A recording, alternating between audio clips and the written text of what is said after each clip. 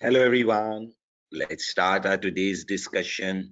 This is our second day of ATX Practice to Pass webinar sessions. I'm your tutor, OS Mirchawala, and we conducted first day yesterday. Those who have missed the yesterday's session, the recording will be uploaded on the ACCA's YouTube channel in a day or two. It will also be available on my YouTube channel named as OS Mirchawala, and for my existing students, it will be available on our learning management system also. Those who want WhatsApp group link, it will be shared on the questions tab in a while. Okay, let's start our today's discussion. I hope you all remember that we decided the basic purpose of these sessions in the yesterday's class at the very start. We discussed that by the time you will be listening my session, it would be like 5 to 10 days to exam. So it is very important to practice some complete past papers at this point of time. I hope that you people must have covered your topics and you must have done the topical past paper practice till this time. Okay. Now, the main reason of failure in advanced taxation exams is lack of attempt-wise paper practice. The basic reason is that the normal past papers available on ACCA website are not updated. The updated ones are available on practice platform and many students do not visit the practice platform. They just do the exam kit, which is topical, and as a result, they are not able to deal with complete attempt-wise papers. When you look at the complete attempt-wise paper, you have to deal with all the topics together.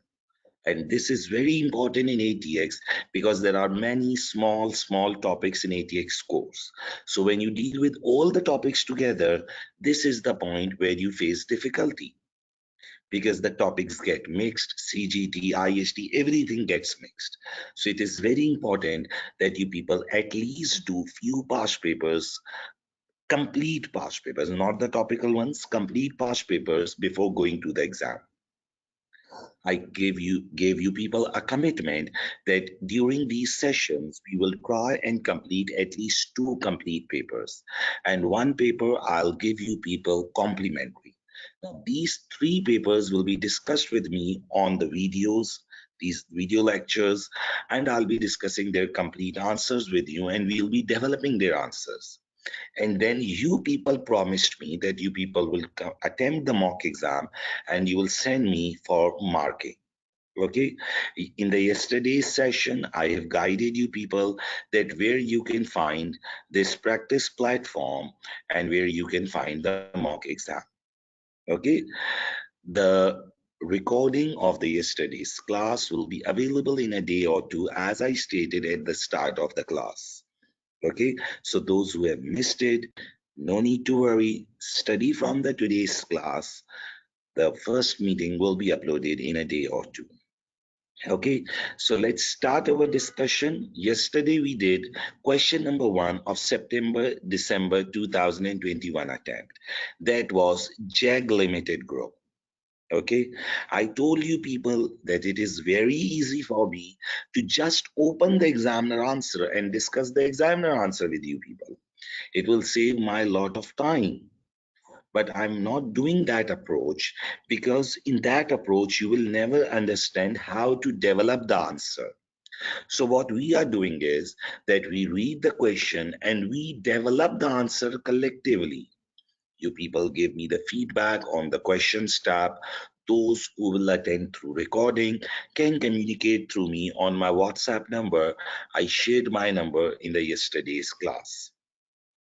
Okay, now, so we did question number 1 and we were on question number 2, Lucille.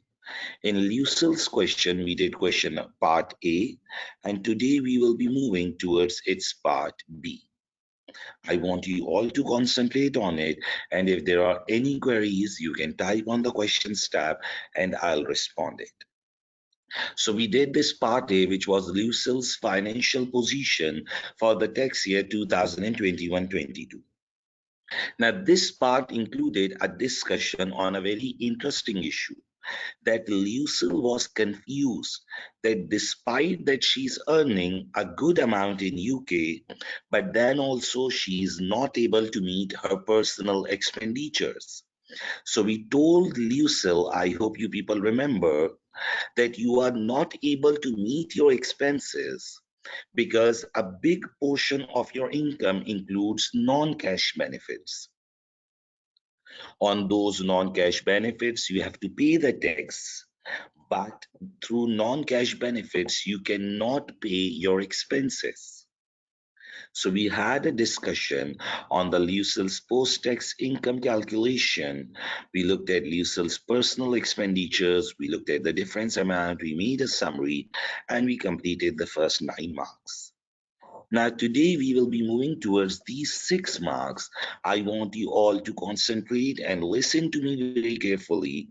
We will try and revise the relevant part of the question so that those who missed the yesterday's session can also connect with us. Okay? So, overseas income and gains on investment property. So, this is a part for how many marks? It is for 6 marks. Okay, let's go and read the email from the manager, which will give detail that what he expects from us in this part. Okay, now explain whether or not Lucille's gain on sale of on sale on 1st February 2021 of her investment property in Tevara will be subject to UK CGT. And number two, Lucille's rental income in respect of her home in Tevera will be subject to income tax in the tax year 21-22. Okay, so there is something about the investment property and some rental income she will be earning in Tevera. So let's revise some of the part of the question so that we can answer it in a more better manner. Now, I was born in UK and lived there until I was 35 years old. On 1st May 2000, I moved to the country of Tevera, where I lived until I moved back to UK on 1st March 2021. So, had a period of stay abroad. Now, one student made a mistake yesterday that she just looked on May and March. It is very important to look at the year also. Her period of stay is almost 21 years. I am renting out my home in Tevera and will retain the rental income after expenses of £800 per month in that country to use when I visit in the future. So she will be earning some rental income, but she will not bring it to UK.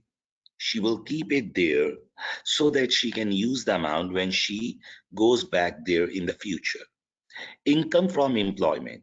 Now, this was the thing which we solved in the previous class. On 6 April 21, I began working full time in UK for BKB Limited. For the tax year 21-22, my employment package will comprise the following. Now, this part was done in the yesterday's class. Okay, so I hope you people remember this. Okay, just a second. Now, just 1 second, let me adjust my screen a bit. Okay, just 1 second.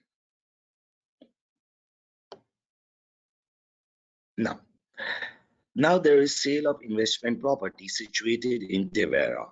On 1st February 2021, I sold an investment property situated in Tevera. This sale resulted in a considerable profit as I had owned the property for many years. Having purchased it on 1st February 2005. The proceeds of sale are currently deposited in the bank account in Tevera, although I would like to bring this money into UK in the near future. Now, I have a question from you people. Will this disposal subject to UK tax? I have a question from you people. Now, what's the name of the person? Lucille. Lucille will sell the property on 1st February 21. Lucille will sell the property on 1st February 21. She purchased in 2005. Will this be subject to UK tax? Anyone, please tell me. One student has said no. Anyone? Will it be subject to UK tax or not? Please. Okay, I haven't received much answers. Now, one student has responded that this depends on her domicile status. Now, this is really disappointing answer. See, the capital gains tax do not depends on domicile status. The capital gains tax depends on the residency status. Okay, now look at this. She moved out of the UK in 2000. Okay, she will come back in 2021, March 21. See, I did not ask about arising or remittance basis. I asked a very simple question that whether it will be subject to UK tax or not. Okay, stick to the question. See, she moved out of the UK in May 2000. She will come back in March 21. Now look at the dates. She will sell the property in February 21. She purchased it in 2005. The point is that this property was sold while she was non-resident. This property was sold while she was non-resident. I think you have to look at it here. I highlighted, look at the cursor of my mouse. On 1st February 21, I sold the investment property. Okay, and when she will come back to UK, she'll come back to UK in March 21. So this means that she sold the property while she was non-UK resident. So when you sell a property while you are non-UK resident, you don't pay any tax on overseas assets. This is a property situated in Tevera. Now, one more question. Is she temporarily absent? Will she be regarded temporarily absent? Because if you are temporarily absent, then you have to pay tax when you come back. Again, wrong answer. One student said yes. Now, see, one very important thing I want to tell you, people. We are not playing rapid fire round. Exam is not a rapid fire round. You pay a very heavy fees for the exam. So before answering, think first. Okay. Her period of absence is from 2000 to 2021. This absence period is more than 5 years. So it's not a temporary absence period. Okay, it's more than 5 years, so it's not a temporary absence period. So it was a very simple answer. It was a very simple answer. See, what did she, the question asked, explain this one. Lucille's gain arising on the sale of on 1st February 2021 of her investment property in Tevera will be subject to UK CGT. Okay, no, she has been resident for 7 years because she have lived in UK for 35 years. She's not temporarily absent because of 5 years. She spent more than 5 years abroad. Okay, she has completed the 4 years initially because she lived in UK till the age of 35 years. Okay, so please listen and then answer. Sir, what if she purchased this before leaving UK but sold when she was not resident? Now, she would be subject to UK tax in your situation if her situation would be of temporary absence. But here the situation is not of temporary absence. The situation is a normal absence because she has spent more than 5 years abroad. Okay, so Lucille's gain arising on the sale. Just a second.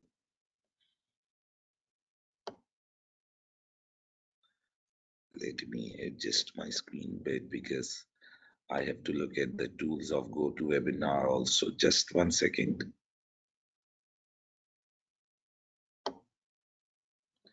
Now, Lucille's gain arising on the sale of investment property in Tevera will not Lucille's gain arising on sale on 1st February 2021 of her investment property in Tavera will not be subject to UK CGT because she was non-UK resident while she disposed this property.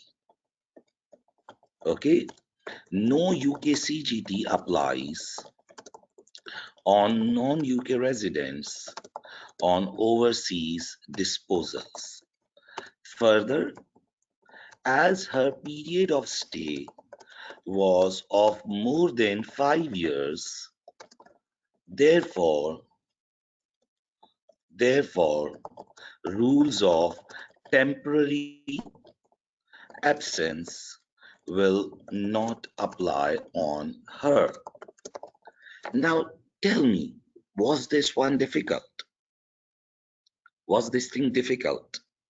I believe this was very easy. Now, why you people do the mistake? Now, I repeat the things again. Some students may get annoyed that why, sir, repeat same thing again. See, you people get in problem because your memory of rules is not very good. Now, why is it not very good? You people study the topic and you do the topical past paper. When you do the topical past paper, it goes very good because the topic is fresh in your mind. You study the topic, you do the topical past paper. The topic is fresh in mind, it goes very good. But when you do the complete paper in the exam, all the topics get mixed. At that time, your memory is tested. If you remember the rule, it was very easy. So, how to improve your memory, how to evaluate your mistakes, do some complete papers. This is the key to success. Okay? So, it is not easy to remember all the rules. Okay?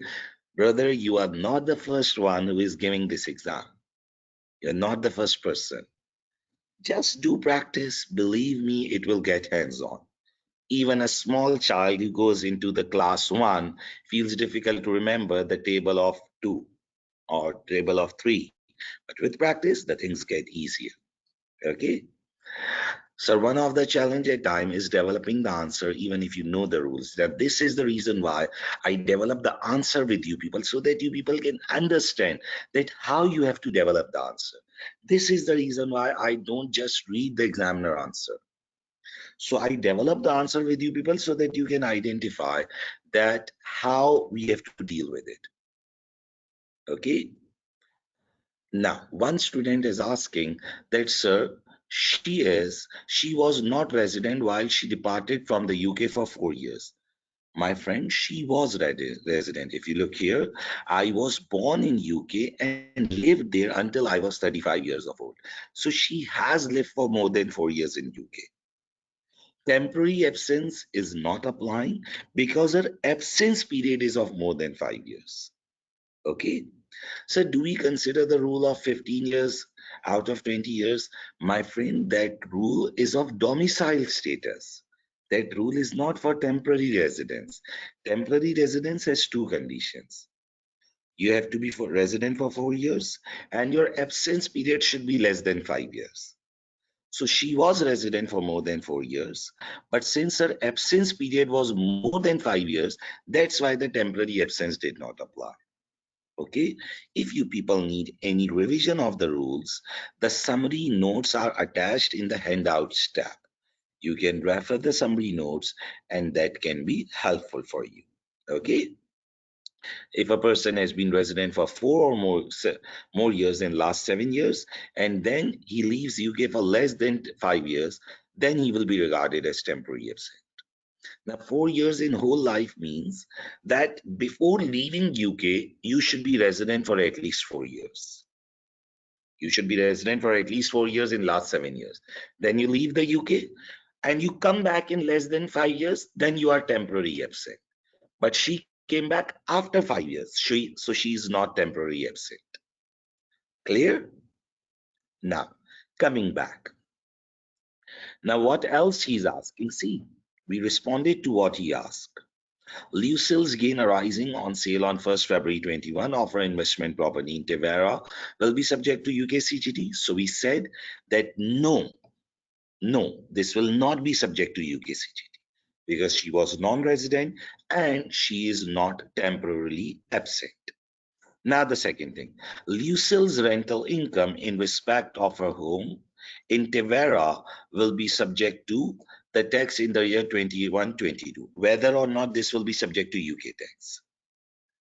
Again, I have a question from you people. You can read that some detail is given.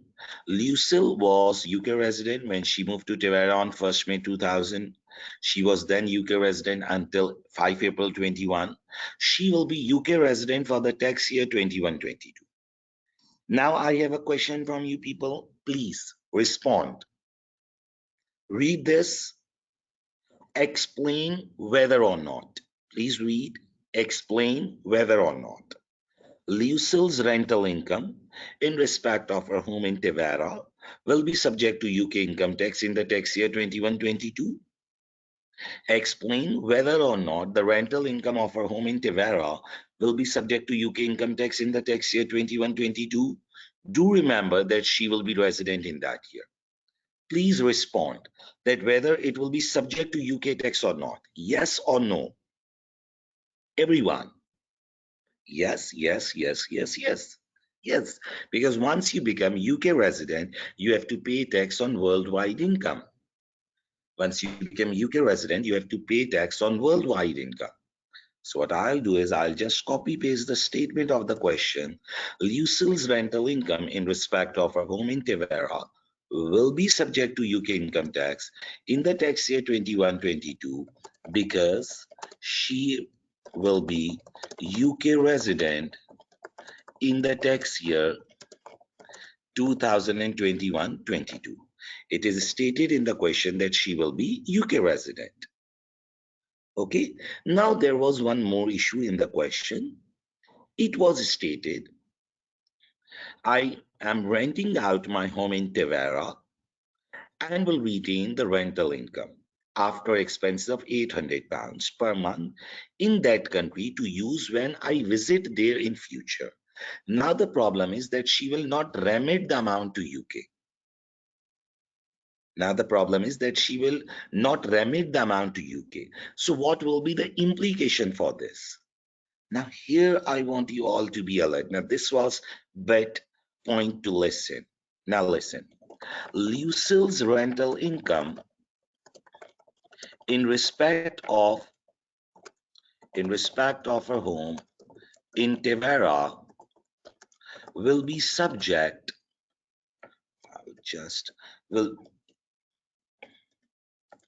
Lucille's rental income in respect of her home in Tavera will be subject to UK income tax in the tax year 21-22 on a rising basis. See what I'm writing.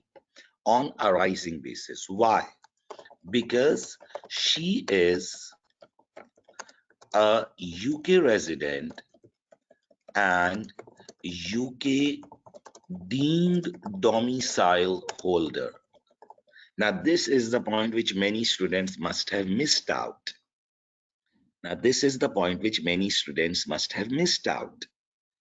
She is UK deemed domicile holder. Now, you can read, here it's written, despite having returned to UK, she's not going to acquire a domicile of choice. Now, this is one of the points which many students will miss. So I want you all to concentrate. Lucille has a UK domicile of origin, which means she was born in UK. She acquired a domicile of choice in the country of Tavera in the tax year 2001-2. Despite having returned to UK, she is not going to acquire a domicile of choice. Now see how I develop the answer. Lucille do not have domicile of choice in UK, but she will be regarded as deemed UK domicile holder because, why? Listen to me. Because she had domicile of origin of UK, okay? she was born in UK and she will be UK resident in the tax year 2021-22. Now, I know that some students might have got confused here. Yes, now I told you at the very start now that what I'm writing now is bit important to remember the rule because some students might not be very good at this rule. I'll go back to my summary notes in the individual overseas issue. Now, today we are talking about overseas income and CGT. We are not talking about overseas IHT. We are not talking about overseas IHT. We are talking about income tax and CGT. Please remember, yesterday I referred you the deemed domicile status for IHT, but now I'm talking about income tax and CGT. Okay, now because we are talking about the UK rental income, I'll go down the deemed domicile status. Here it's a person has been formerly resident, individuals who are born in UK, holds domicile of birth or origin, have been UK resident in the current tax year. So these people are deemed domicile of UK. These people are deemed domicile to be UK. Now, deemed domicile status includes two situations: long-term residents and formerly residents. Long-term residents and formerly residents.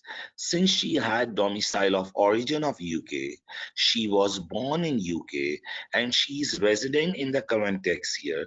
So we will call her as deemed domicile of UK. Listen to me. Considering that Lucille is UK resident and deemed domicile holder, she will not be able to opt remittance basis. Okay, she will not be able to opt remittance basis. What about automated remittance basis? I'm renting out my home in Tavera and will retain rental income after expenses of 800 per month in that country. Now listen, her unremitted amount in Tavera will be how much? 800 pounds is per month. I will repeat the things again. So if any query, please wait. Into 12 months, so it will be 800 into 12, it will be 9,600 pounds, will be 9,600 pounds. As unremitted amount is more than 2,000 pounds, therefore automatic remittance basis will not be available to her. Considering non-availability of remittance basis, Tavera will be subject to UK tax on arising basis on her overseas rental income. UK tax will be payable even she do not remit the amount to UK. Now, I would say that this was the part in part B where students may have done an error. See, you are giving advanced taxation exam. What you need to understand is that you are giving advanced taxation exam. There will be some difficulty in the exam. If you expect that you will be perfect in the exam and you will be able to pick up everything, that is not possible. So you have to, I would say that you have to keep a big heart, and you have to be a bit tolerant. Like if you forget something, that's not a big issue, but still, if you will do good practice, this risk will be minimized. If you will do good practice, this risk will be minimized by some extent. Okay, if you would have done good practice, you would have identified this point. Let's read this again so that if someone has not got the point, he or she can look at it again. The first thing which he asked in the part B, um, now one student has asked a very funny question, sir, what if we make a mistake of using rates of old Finance Act? Obviously, everywhere where you will use the wrong rates, you will be penalized. Okay. This is the mistake which examiner do not expect. If you have not prepared for the current finance act, just read the technical articles available on the ACCA website for basic tax and advanced tax. It's very easy. You can message me on my WhatsApp. I'll send you the link and you can read that. Now the first thing which he asked, that what about the taxation of the gain? So we responded that the gain on sale of the investment property will not be subject to UK tax because Lucille was not UK resident at that time. Secondly, rules of temporary absence are not applicable on Lucille because her period of absence was of more than 5 years. Now, this was a simple answer. This was a simple answer. Now, secondly,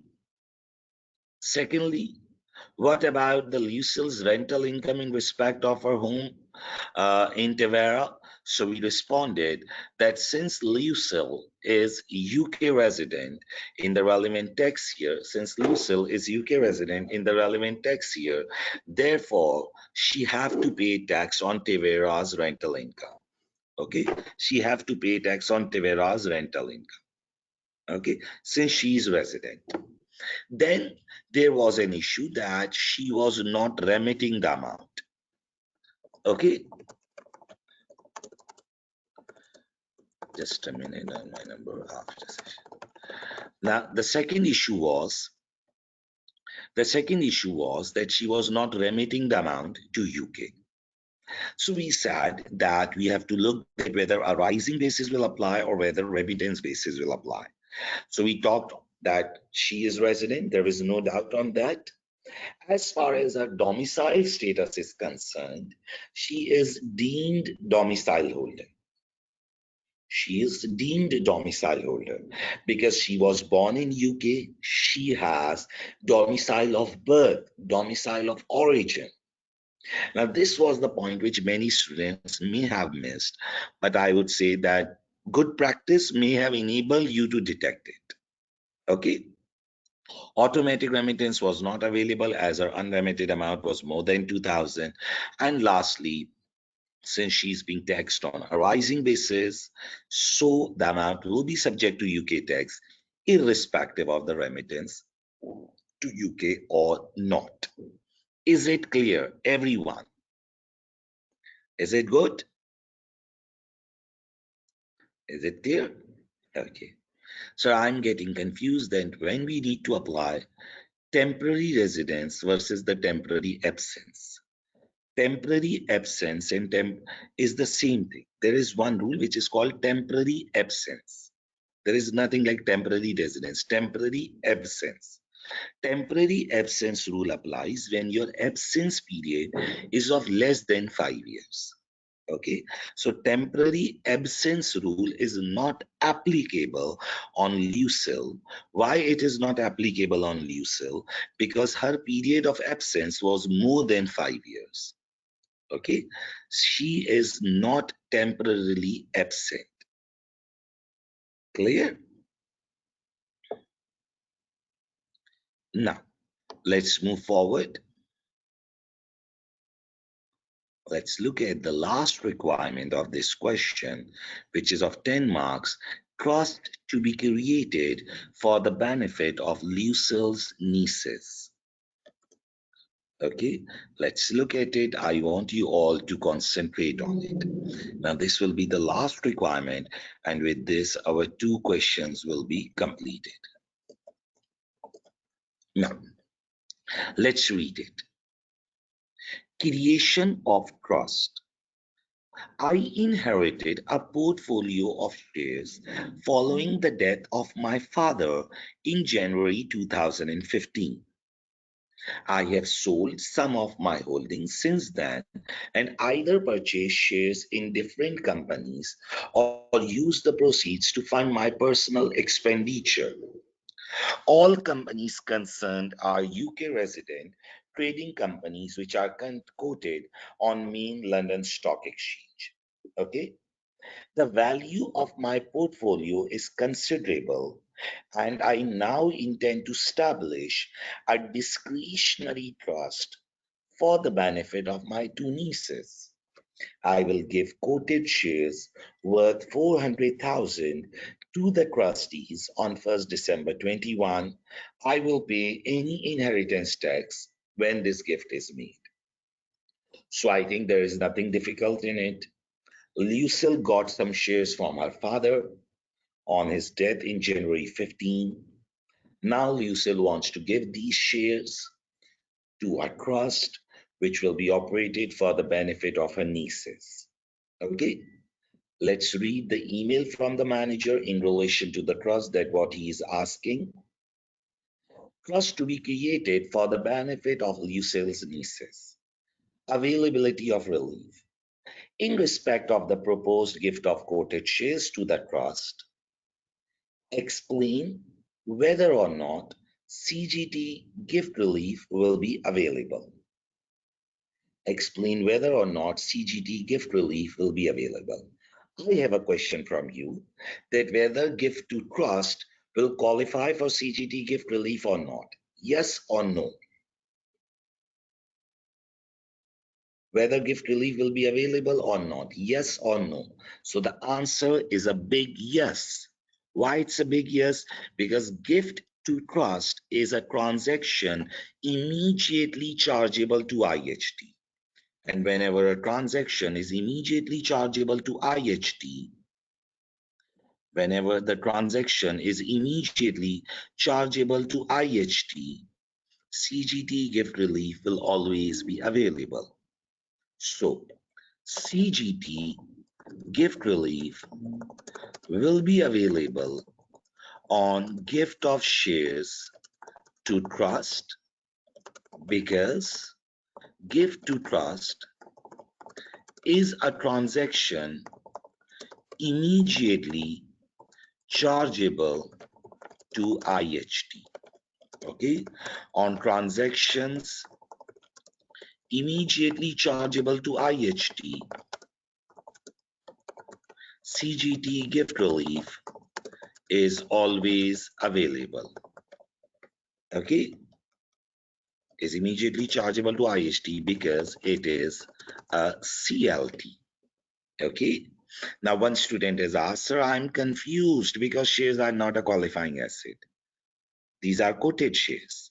My friend, for gift relief, there are 5 qualifying transactions. Please listen to me. For gift relief, there are 5 qualifying transactions. Number 1, gift of unincorporated business, gift of unquoted shares, gift of quoted shares in which holding is at least 5%, transaction immediately chargeable to IHT, and agriculture property relief assets. If any one of them is satisfied, you will get gift relief. Since this transaction is immediately chargeable to IHT, so you are not required to look at what other conditions are saying. The transaction should be one of the following. Since the transaction is immediately chargeable to IHT, that's all. The gift relief will be available. It is a gift to trust. On gift to trust, it's a CLT. On CLT, you pay immediate IHT. Sir, please repeat those 5 points. Go to the summary notes. This is the reason why I sent you the summary notes. In CGT, go to the points of gift relief. Okay, here is the gift relief. And here are these 5 transactions on which the gift relief is available. Okay, quoted shares in which donor has 5% holding, unquoted shares, unincorporated business, transaction immediately chargeable to IHT, and transaction qualifying for agriculture property relief. Now, one student has asked, sir, gift to trust is exempt from CGT. Brother, there is no such rule. Why it will be exempt? Tell me why. Is there any reason for it being exempt? No, it's not an exempt transaction. It's a normal gift at market value. It is a chargeable transaction. But since it is immediately chargeable to IHT, you will get gift relief. Sir, what do you mean by immediately chargeable to IHT? Gift to trust is CLT. Gift to trust is CLT. On CLT, you pay immediate IHT, lifetime tax. She is not gifting cash, she is gifting shares. She is not gifting cash, she is gifting shares. Gift of shares is a chargeable transaction. Okay, and when you are gifting it to a trust, it is a CLT. On CLT, you pay lifetime tax. On CLT, you pay lifetime tax. Since you are paying the lifetime tax, it is immediately chargeable to IHT. So you will get the gift relief. Okay. Is it clear? Now, in case of PAT, it will not be immediately chargeable to IHT. So you have to look at the other conditions. Okay. Gift of shares is a chargeable transaction, whether it's quoted or unquoted. Shares are not an exempt asset. Gift of shares is a chargeable transaction. Now the question is that whether gift relief will be available or not. So you have to look at these 5 points. Since we are gifting it to a trust, so it is chargeable to IHT. There will be lifetime tax on it, so gift relief will be available. Clear? Now, one student asked a question a few questions back. Let me answer him also. Temporary absence rules have nothing to do with the domicile status. Temporary absence rule have 2 points. You were resident for 4 years out of last 7 years, and then you were absent for less than 5 years. In case of Lucille, temporary absence rules are not applying because her absence period was more than 5 years. It was not less than 5 years. Domicile status has nothing to do with temporary absence rules. Okay? Are all the queries responded, or anyone has to ask anything else?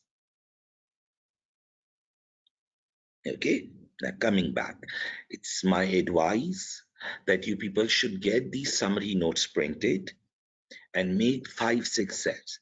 Keep it everywhere and just review them regularly so that the rules get very clear in your mind.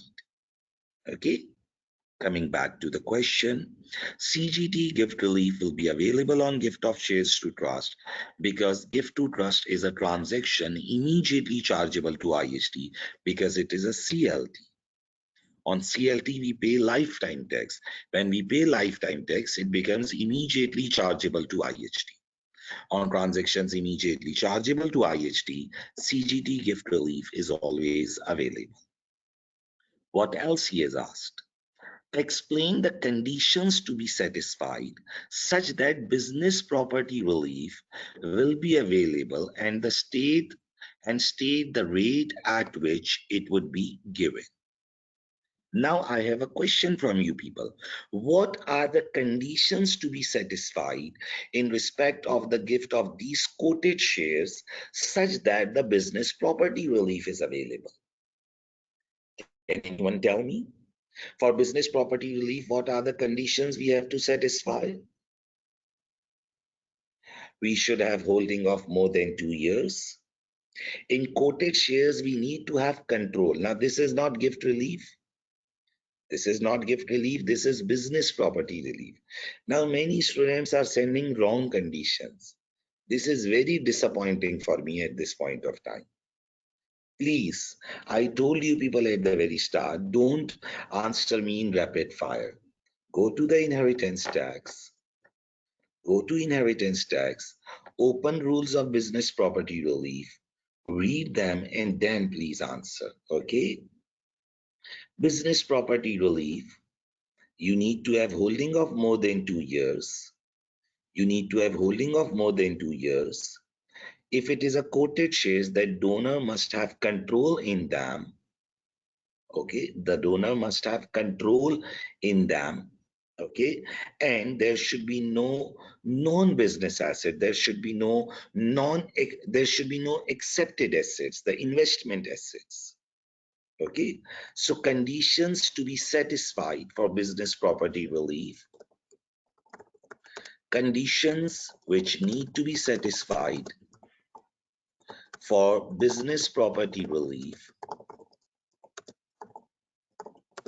in relation to gift of shares to in relation to gift of quoted shares by Lucille to trust include. See, these are quoted company shares, so why will you write the point for unquoted shares? Number one, Lucille must have ownership of shares for at least 2 years. Number one, businesses should be doing trading activity if they will own accepted assets, such as investment in shares or land and building, then BPR will not be available on that portion. Okay, Lucille must control those quoted companies,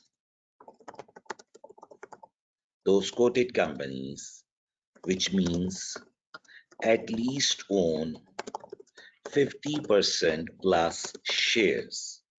Okay, if Lucille is disposing shares and acquiring new shares, then holding period of relevant qualifying shares should be at least 2 years in last 5 years. Now, this point is written because it was stated in the question that she has disposed some shares. It is written here, I have sold some of my holdings since then and either purchased share in different companies. So this means that she's changing the investments.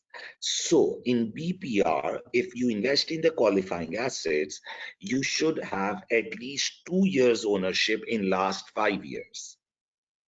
So Lucille must have ownership of shares for at least 2 years. Business should be doing trading activity. The company should be doing trading activity, or I would make it clear, those quoted companies should be doing trading activity. If they will own accepted assets such as investment in shares or land and building, then BPR will not be available on that portion. Lucille must control those companies, which means at least own 50% plus shares. If Lucille is disposing shares and acquiring new shares, then holding period of relevant qualifying shares should be at least 2 years in last 5 years. So what is the difference between first and last point? The first point is when you own the shares of a single company and you complete 2 years. The last point is a situation like you own shares in one company and you dispose them after 6 months. Then for 1 year, you did not invest. Then you invested in another company, you hold it for 1 year and then you disposed. Then again, you didn't invest for 1 year. Then again, you purchased some shares, you kept them for 6 months and then you gifted. Now, 2 years are not completed on any single shares. But if I look in last 5 years, 2 year investment is completed in relevant investments. So if we are changing the investments, the tax department says that you should make relevant investment for at least 2 years in last 5 years. Okay. If all the conditions are satisfied, then Lucille will be able to get 50% business property relief. Okay, business property relief. Value of transfer will get reduced by 50% amount. Okay, So what is meant by relevant investment? By relevant investment means the investment which satisfies above conditions.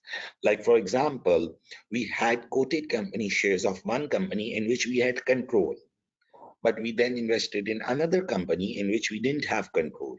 So that second investment will not be the relevant investment. That second investment will not be the relevant investment. Okay. Just taking a confirmation from you people. Is my audio and video coming clear? Because one or two students are complaining. Is it good? Okay. So I think that it's clear from my side. You can check your internet. Maybe there would be some disturbance. Okay.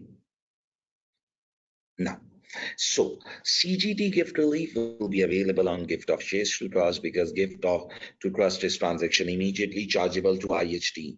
So we said that yes, gift relief will be available. Then this was a simple theoretical question that what are the conditions for business property relief? Is it okay? Now, what else he's asking? Explain the conditions to be satisfied are written such that business property relief will be available. Now, IHT payable. Lucille's gift to trust will be the only chargeable transfer which she will make during her lifetime. Lucille's gift to trust will be the only chargeable transfer which she will make during her lifetime. The chargeable amount of the gift after available annual exemptions will be 394,000. Calculate the total IST which would be payable in respect of the gift on the assumption that BPR will not be available and that Lucille will die on 30th September 2027. Believe me, it is so simple. Let's start. It is just about starting the question with confidence. Let's do. Now, he has given that assume that there is no BPR, calculate the IST which would be payable if Lucille dies on 30th September. The chargeable amount after annual exemptions will be 394,000. So it is a simple practice question which we do in the class. So let's make a table. Gift to trust on. Now, what is the date of gift to trust? The gift to trust is made in December 2021. I will give quoted shares worth 400,000 to the trustees on 1st December 2021. Gift to trust on 1st December 2021. So fiscal year will be 21-22. Okay, let's start. I want you all to be connected with me. And if there is any query, feel free to ask. Oops. Now, the value of transfer after annual exemptions, it is given in the question that value of transfer after annual exemption will be 394,000. Okay. Value of transfer after annual exemption will be 394,000 given in email from manager. Okay. Now we have to calculate lifetime tax on it. Okay. Value of transfer after annual exemption, we also call it as value of chargeable lifetime transfer. Okay.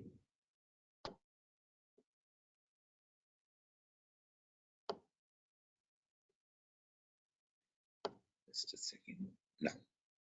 Now we have to calculate lifetime tax on it. Okay. So nil rate band of 2021/22. The nil rate band of 2021/22 is 325,000. Last 7 years chargeable transfers. So these are 0. No other lifetime gifts made by Lucille. It is written in the question. So this gives us available nil rate band band 325,000. So what will be the lifetime tax? On 325,000, we will apply 0%, so it will be 0. And then 394,000, which was the CLT value, minus 325,000 into 25%, into 25%. 394,000 minus 325,000 into 25%, so it will be minus 25%, because the donor is paying tax. 17250. Donor Lucille is paying tax, is paying lifetime tax. It was written here, you can read it. I will pay any inheritance tax which arises when this gift is made. Okay, so total lifetime tax will be 17250. So value of transfer after annual exemption or chargeable lifetime transfer is 394,000. Okay, value of transfer after annual exemption is 394,000. Okay, yes, we'll gross it up. Nil rate band of 2021-22 is 325. Last 7 year chargeable transfers are 0. So available NRB is 325. Then we charge the lifetime tax. The total lifetime tax is 17250. So this will give us gross chargeable lifetime transfer, because whenever lifetime tax is paid by donor, we need to gross it up. 394,000 plus 17250. So the gross chargeable lifetime transfer will be 411,250. Now Lucille will die. Lucille will die on what date? It is written, we have to assume Lucille will die on 30th September 2027. Lucille will die on 30th September. Now we have to calculate the total IHT. Fiscal year will be 27, 28.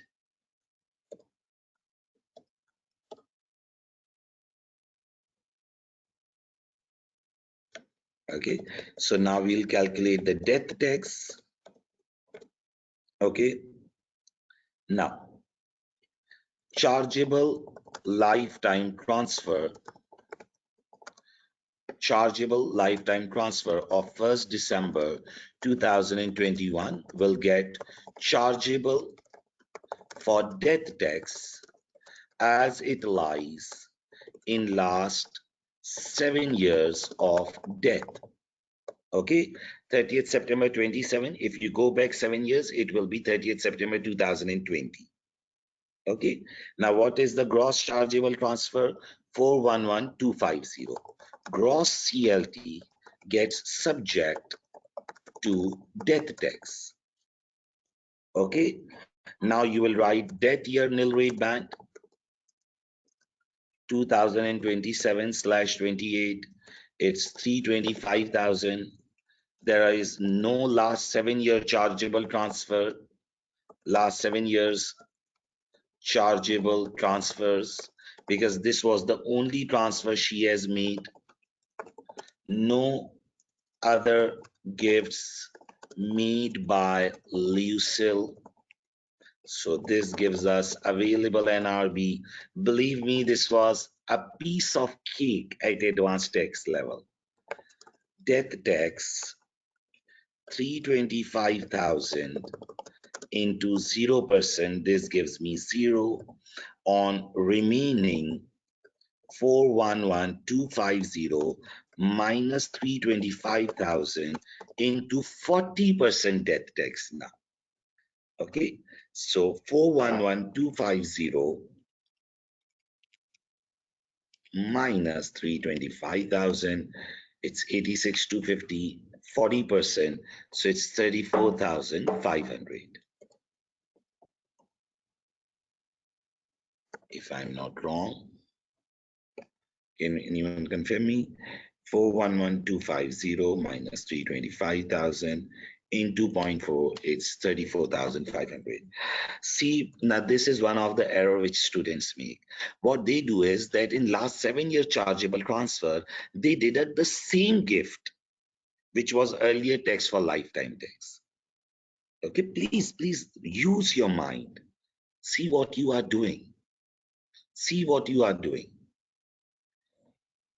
Last 7-year chargeable transfer means the transfers which are made before this gift. This do not means the same gift which was subject to lifetime tax. Okay, you will not deduct the same gift which was subject to lifetime tax. Are there any gifts made before this? So the answer is no. You will not deduct the same gift. Okay. So when you say gross chargeable transfer, is that excluding NRB? No. Gross chargeable transfer means the gross step amount, which includes the lifetime tax also.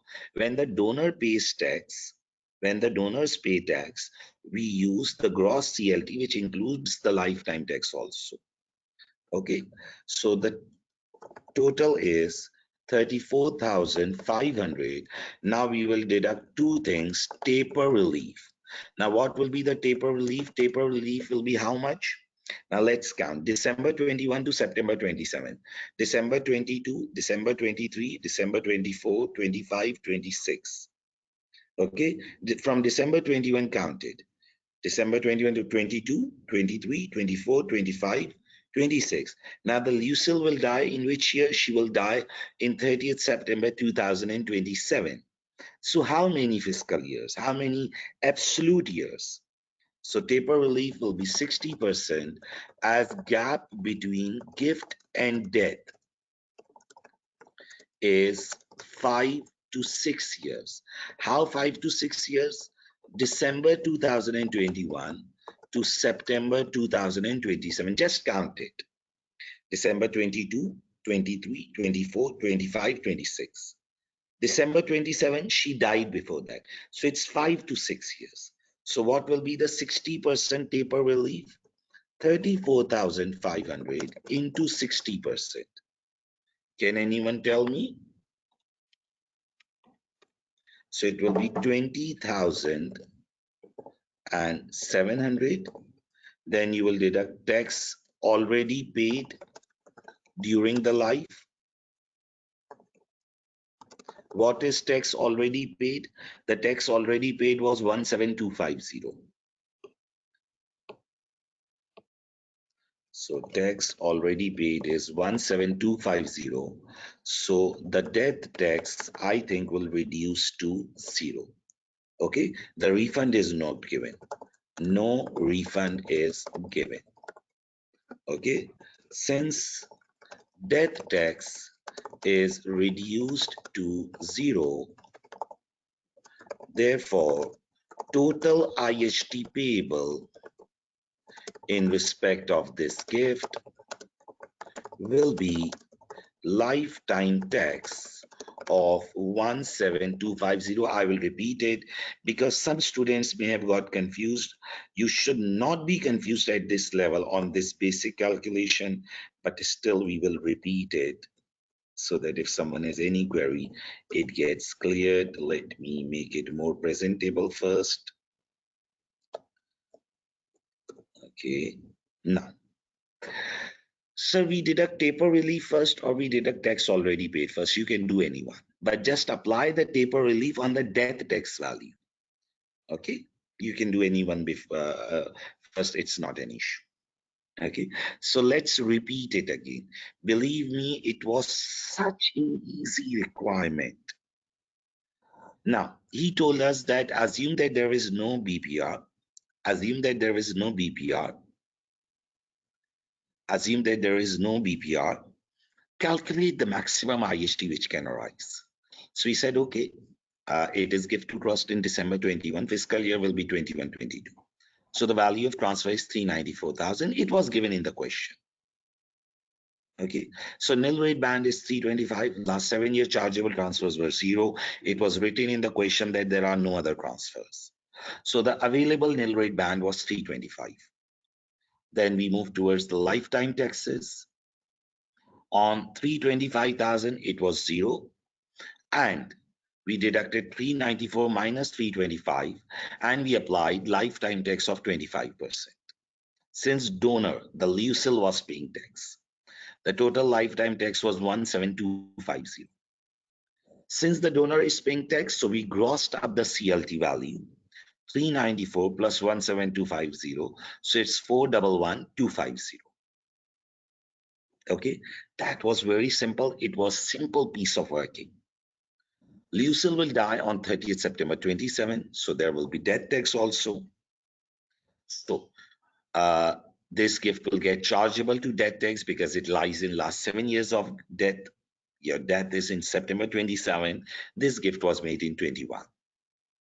Gross CLT subject to death tax. Then there was again nil rate ban. There were no other gifts. So the nil rate ban was available. We applied 0%. On rest, we applied 40%. Taper relief was 5 to 6 years. We counted from December 21 to September 27. December 22, 23, 24, 25, and 26. So December 26, it's 5 complete years. Before December 27, she died. So it's 5 to 6 years. The taper relief is 60%. There was tax already paid also. No refund is given. And since death tax is reduced to 0, therefore total IHT payable will be the lifetime tax. Okay, let's look at few questions which the students have sent, and let's revise this entire question. Sir, do we need to add the comments like you add in the third column? Yes, you have to add it. Okay, you are going for advanced taxation exam. This examiner expects that the student will give slight footnotes. These are called the footnotes for the calculations he is doing. Sir, will there be any marks for the presentation? See, in question number 1, there are marks for presentation. In question 2, there are no marks for presentation. But at least the examiner expects that your answer is in such a format that it is understandable for him. It's not confusing. Okay, so there should be reasonable presentation. So what about the annual exemption of IHT? See, the inheritance tax do not depend on residency status. The inheritance tax works on the domicile status. When the examiner said that you have to calculate the IHT, the annual exemptions will also be available. Since the question itself stated that value of transfer is after exemptions, you can read here, it was written, the chargeable amount of the gift after exemption will be 394. Okay. Now, one student asked that, sir, if that lifetime tax would have been payable by donee, would we gross up then? No, if the lifetime tax would have been paid by donee, then we would not be grossing up. Okay, so let me export this question first. December 21, answer 2. Complete. Okay, I will share all the documents with you people at the end of the 3-day webinar session on the WhatsApp group. Okay, the recordings will also get available in a day or 2. They will be available on the ACCA Pakistan official YouTube channel and also on my channel of Westmith Chawala. Okay, but it will take a bit time. So can we save the answer from the software? Yes, you can click here on the print button and then you can save it as a PDF. And the software automatically saves also. Like when you will resume, it will get resumed from the same place. So if we look at this entire question, it was a 25 marks question. Believe me, this was very easy. First part was Lucille's financial position, where Lucille was confused that why she is getting a deficit despite of earning so much. So we commented, we calculated her tax, and we proved that she had a deficit of £4,000. And we commented in summary that she has some non-cash benefits also, which are getting subject to tax. Okay, we did this in the previous session. Then today we started with overseas income and gain. The first part was on non-residency and temporary absence issue. Then the rental income issue, deemed domicile working. Okay, so that was also very simple. And then the gift to trust. So we commented on the gift relief point. Then there was comment on the business property relief, BPR, and then there was some basic IHT calculations. I hope that this is clear. Is there any query?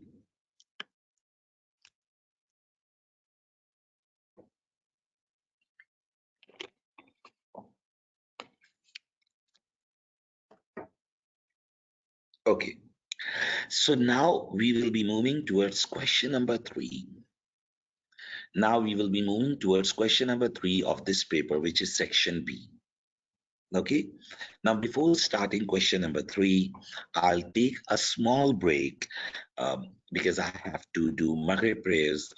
As I told that I'm currently in a different country, so due to time zone, my Maghrib time has already started some time back, so I have to do Maghrib prayers and we'll resume in 15 minutes. Okay, so we are going for a namaz break for 15 minutes and then we will resume and we'll do the question number 3.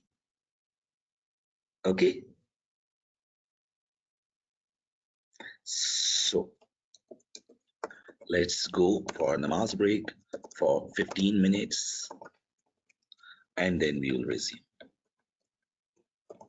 Yes, you people are always in my prayers. Okay, this webinar has been um, uh, a traveling webinar. On the first day I was in Makkah, today I'm in Jeddah, and the third day of webinar will be in Karachi.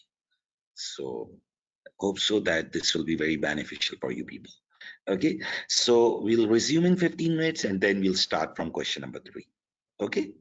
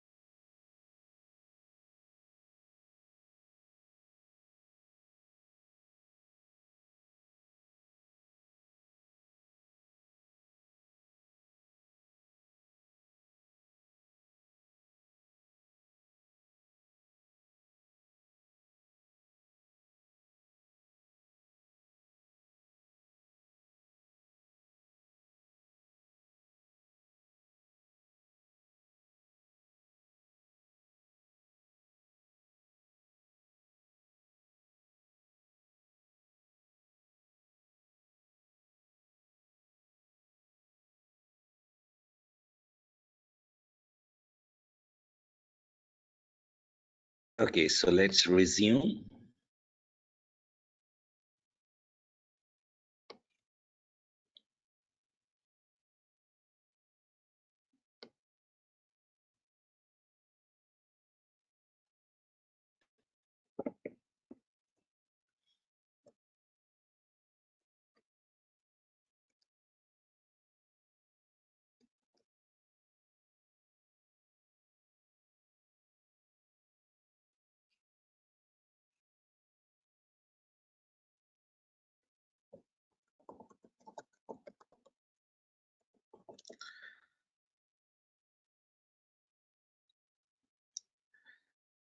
So now we are starting with question number 3. I want you all to concentrate and let's look at it. Okay, this will also include some good issues and it will give you a good insight of some matters. Okay, so we are doing series of past paper sessions. Uh, we did question number 1 of December 21 attempt. We did question number 2, and now we are moving towards question number 3. Okay, let's start. I want you all to concentrate on it. You should assume that today's date is 1st September 2021. Sabine requires advice on the tax implications of his loss-making unincorporated business and selling his business asset. Patan Limited is seeking advice in respect of the corporation tax relief available for capital expenditure and for expenditure relating to research and development exhibit activities. The following exhibits available on the left-hand side of the screen provides information relevant to the question. Sabine and Patan Limited. The information should be used to answer the question requirements within your chosen response option. So you all know that this detail is not too much useful. Let's start reading the relevant information. I want you all to concentrate on it so that you people can get clarity on it. Okay, we start. This is a good question involving some issues of losses. Sabine ceased trading on 31st December.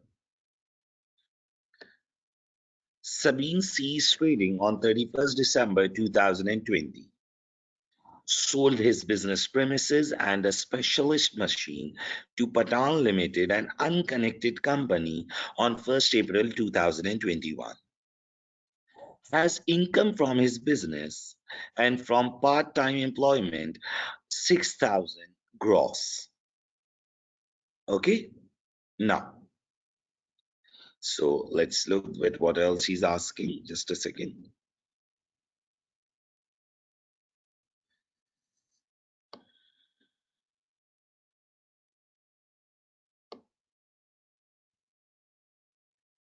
Now, so sold his business premises and specialist machine to Patan Limited, an unconnected company, on 1st April 21. Has income from his business and part-time employment 6,000 gross per year. Uses his annual exemption for CGT purpose every year.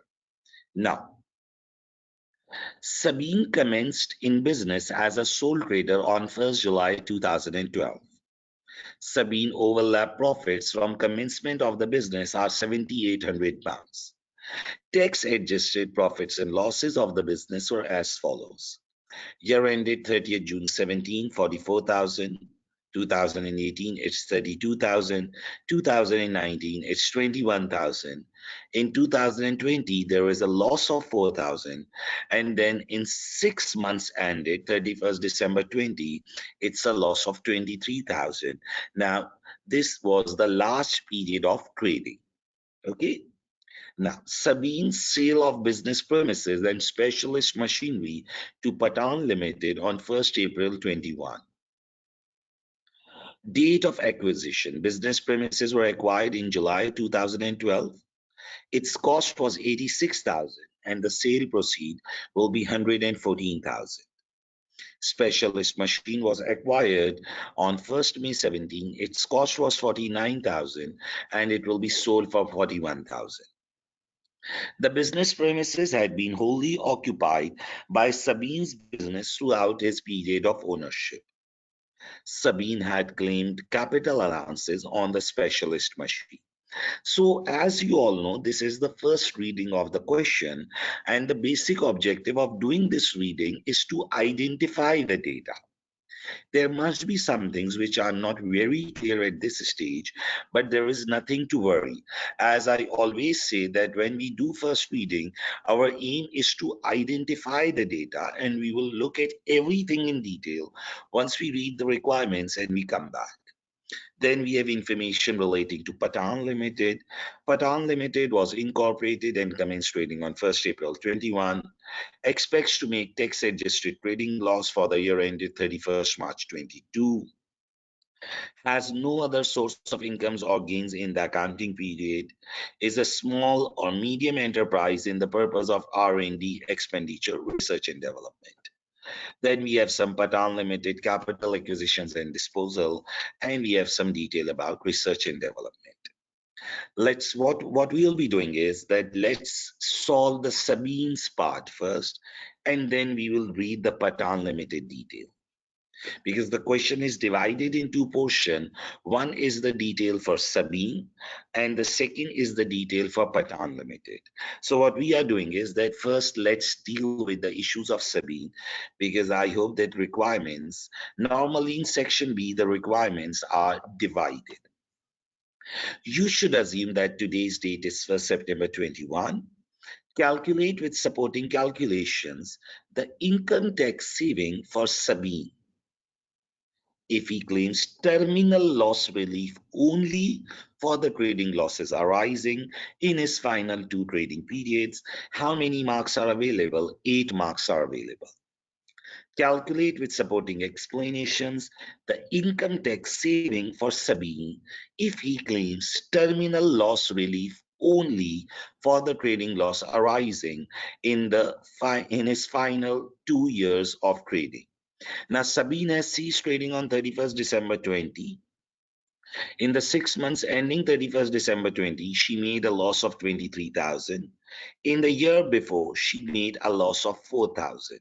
Now, the question specifically says that just talk on terminal loss relief. Don't think anything else. How many marks are available? 8 marks. We have to calculate the income tax saving. Let's look at it. This would be an interesting question because normally the students get confused when they are dealing with losses. Okay, so let's look at it so that if anyone has any query, it gets cleared. Sabine and Patan Limited, and we are starting with the part A. Since in question number 3 there are no professional marks, so we will directly start with the requirement. Calculate with supporting explanation the income tax saving for Sabine if he claims terminal loss relief only for the trading loss arising in his final 2 trading periods. I want you all to concentrate on it. Now, Sabine has ceased trading on 31st December 2020. The last period of trading is of 6 months. Please listen to me. The last period of trading is of 6 months. Now, you all know that if the last period of trading is of 6 months, we have to compose the terminal loss. If last period of trading is of 6 months, we have to compose the terminal loss. If it is of less than 12 months, we have to do composition. Okay, now, Sabine ceased to trade on 31st December 2020. Is it so? On 31st December 2020. Her last period of trading is of 6 months. Okay? As it is of less than 12 months, therefore, terminal loss needs to be composed. Okay, terminal loss is loss of last 12 months of business. Okay. Now, in individuals, the things are not very much simple because we have to look at the fiscal year also. Because we have to look at the fiscal year also. Now, listen to me while I calculate it. I would say that it is a bit difficult one. Now, what do I mean by bit difficult? Because normally the students get confused when they are dealing with the individual loss composition. Okay? Terminal loss composition. So first of all, what we will do is we will pick loss in last fiscal year. Now see, it's not the loss in last accounting year. It is loss in last fiscal year. It is loss in last fiscal year. Now, if you look at the question, Sabine ceased to trade on 31st December 2020. So the last fiscal year, loss in last fiscal year, it will be from 1st April 2020 to 31st December 2020. Basically, 1st April 2020 is start of fiscal year and 31st December 2020 is cessation of business. Okay, listen to me with patience, the things will get clear. We are picking up the loss of last fiscal year. Okay, we are picking up loss of last fiscal year. 1st April 2020, the start of fiscal year, to 31st December 2020, the cessation of the business. Okay, now let's look at the loss of last fiscal year. Now, in the last fiscal year, 6 months period to 31st December 2020. So this 6 months period is given separate. This 6 months period is given separate in the question. You can look at it here. Listen to me with patience, things will get clear. 6 months ended 31st December 2020. This is given separate. It shows a loss of 23,000. Okay, this period is separate. 23,000 loss. 23,000 loss. See, what we are doing is we are doing terminal loss composition. Please listen to me. We are doing terminal loss composition.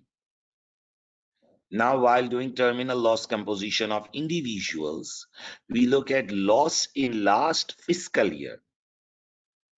Loss in last fiscal year. Sorry, it's July 20. We look in loss in last fiscal year. Now, the last fiscal year starts in April 20 and it will end in December 20 when the business is ceased. 6 months period to 31st December 20 will be July to December. Okay, not from June, July to December. 6 months are July to December.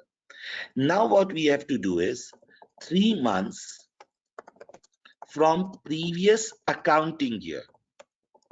Not previous fiscal year, 3 months from previous accounting year. 1st April 2020 to 31st April 2020 to 30th June 2020. So please repeat it again. See, Sabine has ceased to trade on 31st December 20. Listen to me. Sabine has ceased to trade on 31st December 20. Her last period of trading is of 6 months. You can see it in the question. Her last period of trading is of 6 months. When your last period of trading is of 6 months, it is less than 12 months. You have to compose the terminal loss. In companies, the composition of terminal loss is very simple because in companies, we look at the accounting year. In individuals, we don't look at the accounting year, we look at the fiscal year working. So what we have to do is loss in the last fiscal year, not the loss in the last accounting year, it is loss in the last fiscal year. Now the last fiscal year will start from April and it will end on cessation of December 20. Okay, so you can say that these are 9 months. Now, 6 months period to 31st December 2020 These 6 months were given separate in the question. 23,000 loss. 3 months from previous accounting year. 3 months from previous accounting year. Now you can see that in the previous accounting year, there was a loss of 4,000. Okay, it was a complete year. 4,000 divided by 12 into 3. So this gives me a loss of 1,000. Okay, so please repeat it again. We are doing terminal loss composition. First of all, we will look at the loss in the last fiscal year. April 20 to 31st December 20. April 20 to 31st December 2020. Start of fiscal year to cessation. Okay. Now, in this loss of last fiscal year, 6 months are straightforward and 3 months are borrowed from the previous accounting year. Now, what we have to do is borrow from previous fiscal year. Now, one student has asked, sir, what is the difference between terminal loss composition for individuals and companies? In companies, it is very much simple. We simply write loss in last accounting year and borrow from the previous accounting year. In individuals, we don't look at the accounting year, we work out the fiscal year. Okay, we work out the fiscal year. Now we have to borrow from the previous fiscal year. How many months we have to borrow? We have to borrow 3 months from previous fiscal year to make our complete bracket of 12 months. Okay. So 1st January 2020 to 31st March 2020, 3 months. So we are borrowing 3 months from the previous fiscal year. Okay. It's better to use word fiscal year. Okay. Now, we will borrow 3 months. Now, these 3 months are obviously from this period, year ended 30th June 2020, because this year starts from 1st July to 30th June. Okay, so we are borrowing from it 1st January 20 to 31st March 20. Okay, this is second last accounting period. 1st January 2020 to 31st March 2020, 3 months. So it's 4,000 divided by 12 into 3, so it's 1,000. So our loss for 12 months will be 23 plus 1 plus 1. This is 25,000. We will add our old overlapping profit in it to complete the working. Okay. Now, one student has asked, so if we would have done it like companies, still the things would remain same. Yes, in this particular question, it would remain same because the last period was lying in the last fiscal year only. When it is lying in the previous fiscal year, then the things get different. So if you will use it through accounting year, the examiner will deduct your marks because the examiner wants to see the fiscal year working and he wants to see the relevant concept application. Okay, I will repeat it again. I want you all that rather than going for a shortcut, it would be much better if you try and understand the approach. Okay, now many students, now this is very much normal that what many students do is that they say, okay, it's very difficult and we can't do it, and they just leave it. Don't do this. You are in advanced tax level, you shouldn't be doing this. You should try and understand it. Sabine ceased to trade on 31st December 20. Her last period of trading is of 6 months. Now, since it is of less than 12 months, so the terminal loss will be composed. Now, how do you compose the terminal loss? The question is that how do you compose the terminal loss? In individuals, we don't look at the accounting year, we look at the fiscal year. We look at the fiscal year. Loss in last fiscal year. In individuals, we look at the fiscal year. Loss in last fiscal year. April 20 to 31st December 20. It's a 9 months period. Okay. April 20, start of the last fiscal year, and December 20, we ceased. So we need the loss for these 9 months. Now the 6 months period loss was available straightforward, 23,000. 3 months we need to borrow from the previous year. 3 months we need to borrow from the previous year. So 6 months are straightforward. 3 months we borrowed from the previous year. So 23 plus 1. Now 9 months are done. Now we need to borrow 3 months from the previous fiscal year to complete our 12 months slot. So obviously these 3 months are January to March. Now this January to March lies in this second last accounting year, which is till June 20. It includes loss of 4,000. So second last accounting year, January to March, 4,000 divided by 12 into 3. So the loss for last 12 months is 25,000. Now there is some overlapping profit given in the question. You can find it here. Overlapping profit is given here. Overlapping profit from commencement of the business is 7,800 pounds. So overlapping profit is 7,800. This will also be added in our terminal loss. So the terminal loss will be 32,800. Okay. So for previous fiscal year, why didn't we take 3 months from total 12 months? Like April 19, March 20. Didn't get what you are saying by April 19, March 20. We need previous fiscal year, we need 3 months. So those 3 months are from January to March 20. These 3 months lie simply in this period. Year ended June 20. So we borrowed this simply. Okay. If the last period is less than 12 months, if the last period is of less than 12 months, you always have to compose terminal loss. Okay. The overlapping profits were given here.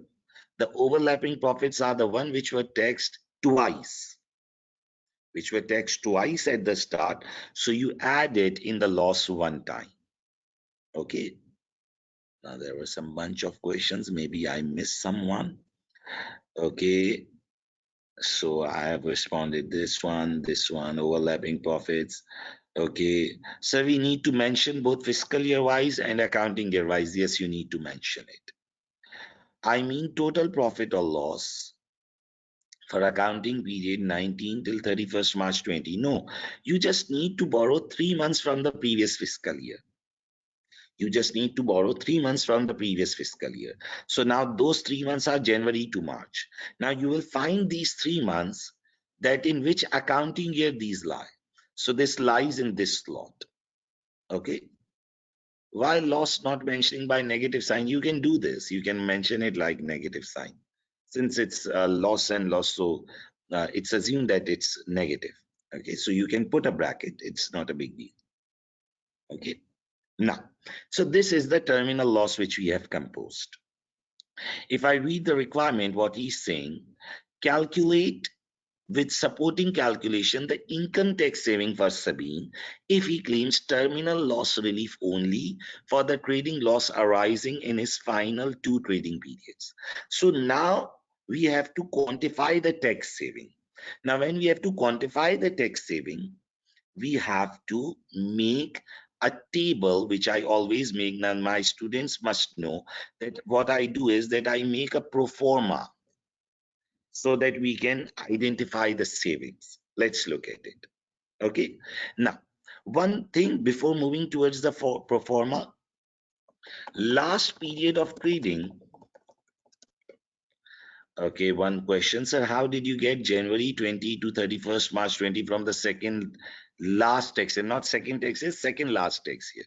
See, loss in last fiscal year is April to December. These are 9 months. Now I need 3 months more. These are 9 months. I need 3 months more. Obviously, these 3 months do not lie in this fiscal year. I'll borrow it from the previous fiscal year. So January to March, I'll borrow it from the previous fiscal year. Now find that where does this January to March period lie in this table? Obviously, January to March will lie in year ended 30th June 20, because year ended 30th June 20 is from July 19 to June 20. So January to March 20 lies in between this. Okay. If it is a profit, then will the loss be reduced? Now here you need to remember that while we are borrowing, if the net amount is a profit, we don't borrow. While we are borrowing, if net amount is a profit, we don't borrow. Okay. Why the 3 months from second fiscal year, not from April to June? Just, I would say that the terminal loss is loss of last 12 months. So the cessation is December 20. The cessation is December 20. You go back 12 months. So December to April and then March to January. You need last 12 months. You don't go back the starting 3 months. Why will you pick the starting 3 months? You have to make your last 12 months. You have to make your last 12 months. Just make a sketch in your mind. You have to make your last 12 months. So it's December to January. It's December to January. So December to April in the last fiscal year and the start January, February, March in the previous fiscal year. So what if there is no loss in the previous period? Then we don't borrow. Then we don't borrow. Okay. We will not borrow. Now, last period of trading is of 6 months ending 31st December 2020. Okay. It lies in fiscal year of 2009. It lies in fiscal year of 2020-21. Listen to me. Last period of trading is of 6 months ending 31st December 20. It lies in fiscal year of 2021.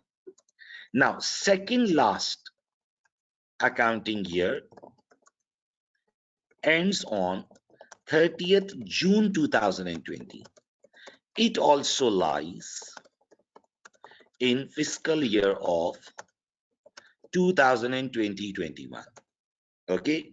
This means that last accounting period will be merged with second last accounting period and will be assessed in fiscal year of 2021. Now, here I would need to talk something with you people. Now, many students are not clear in these things. Many students. Now, just try and understand the approach. When there is cessation of business, you have to look at terminal loss. Listen to me very carefully. The question will automatically get here. This is a very good learning concept. Whenever there is cessation of business, you have to think on terminal loss. Okay. If the last period is of less than 12 months, you compose the terminal loss. If the last period is of less than 12 months, you compose the terminal loss. In individuals, you look at the fiscal year. Now, once you have composed the terminal loss, that is a separate topic. Once you have composed the terminal loss, that is a separate topic. First step, cost composition. Now, second step, think about basis period calculation. Many students, by word many, I mean 90% of the students, are not clear how to use individual losses and how to use basis period together. First, compose the terminal loss. Once the terminal loss is composed, now you need to identify that how the last period will be assessed. Remember basis period calculations. Remember closing year rules. If the last and second last period end in same fiscal year, we merge them. If the last and second last period end in same fiscal year, we merge them. If they end in separate fiscal year, we assess them separately. Now, very important, very important. Many of the students don't think about the basis period impact. What they do is they just compose the terminal loss. They say, okay, it's done. No, you have to make the loss relief working. Okay, so please repeat it one time more. See, composition of terminal loss is a separate thing and basis period assessment is a separate thing. You are talking about individuals, so you need to look at the fiscal year. First, make it clear. You are talking about individuals, so you need to look at fiscal year, make it clear.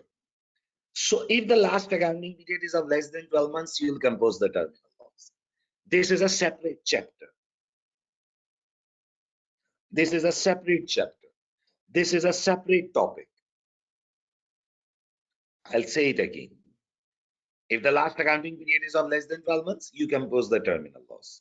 This is a separate chapter. This is a separate topic. Step 2.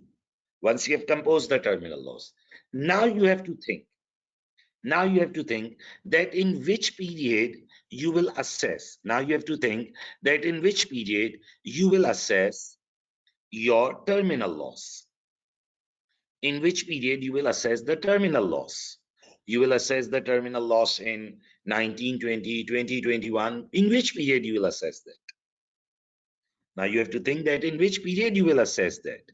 So while you have to decide that in which period you have to assess, what you will do is that now you have to look at the basis period working. That if the last accounting period ends in same fiscal year, if the last accounting period ends in the same fiscal year, you merge it. If it ends in different fiscal year, you will assess it separately. Okay? So first, we composed the terminal loss. That was a separate thing.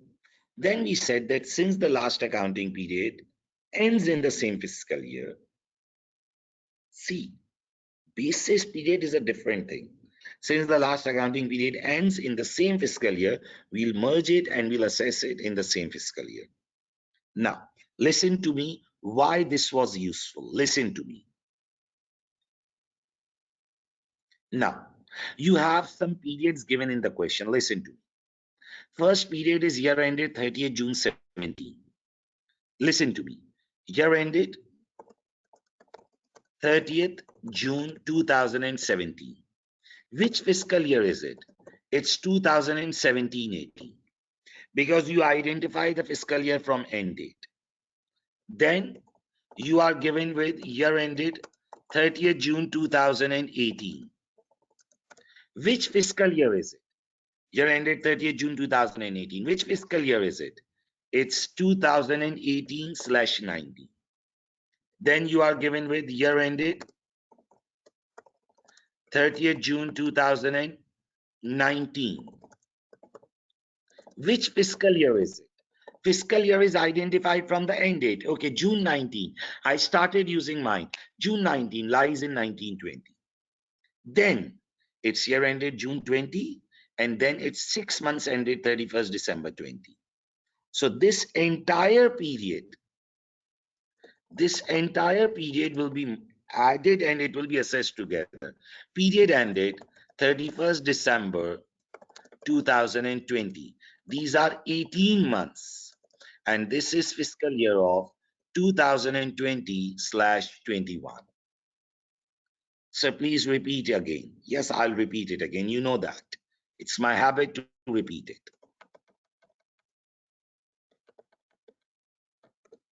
Let's look at it again. The first step is to compose the terminal loss. The first step is to compose the terminal loss. First step, you look at the terminal loss. You say, okay, this is the terminal loss. It was a small period. We need to compose. You did all the working. Since it was individual, you look at the fiscal year. You did everything. Very good. Now, once the terminal loss is composed, then you need to look at how you will assess the last period. You need to assess that how you will assess the last period. How you will assess the last period. So the last period of trading is of 6 months ending 31st December 20. It lies in fiscal year of 2021. Second last accounting year ends on 30th June 20. It also lies in fiscal year of 2021.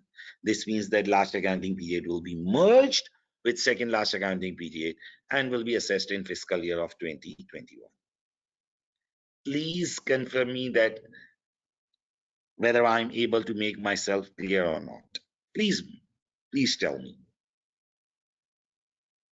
Okay? Identification of fiscal year is a separate thing. Now, let's look at the trading profits which he is earning. Now the trading profits which he's earning is 44,000, then it's 32,000, then it's 21,000, and then there are losses. So 44, 32, 21, 44,000, 32,000, 21,000. And then there is a loss. So instead of loss, I'll write 0. Okay, one student has asked again, sir, that I'm not clear on this 18 months consolidation. Please repeat it again. Okay, I'll elaborate it again. Listen to me. See, what you need to understand is that when there is last period of trading, listen to me very carefully. When there is last period of trading, you need to think about terminal loss if there are losses. Now, if the last period of trading is of less than 12 months, if the last period of trading is of less than 12 months, you need to compose the terminal loss. Now, I hope that this is clear. We repeated it 2-3 times. This was the terminal loss composition. Now, once you are done with the terminal loss composition, think about the next step. The question do not says that just compose. The question says that give me the savings. So for saving, obviously, you need to think about the tax return. For savings, you obviously need to think about the tax return. If you'll start using your mind. For saving, you need to think about your tax return. Okay. Now, while you have to put the things in the tax return, you need to talk about basis period calculation, a chapter which you study in your trading income. Now see, closing year rules, if you remember.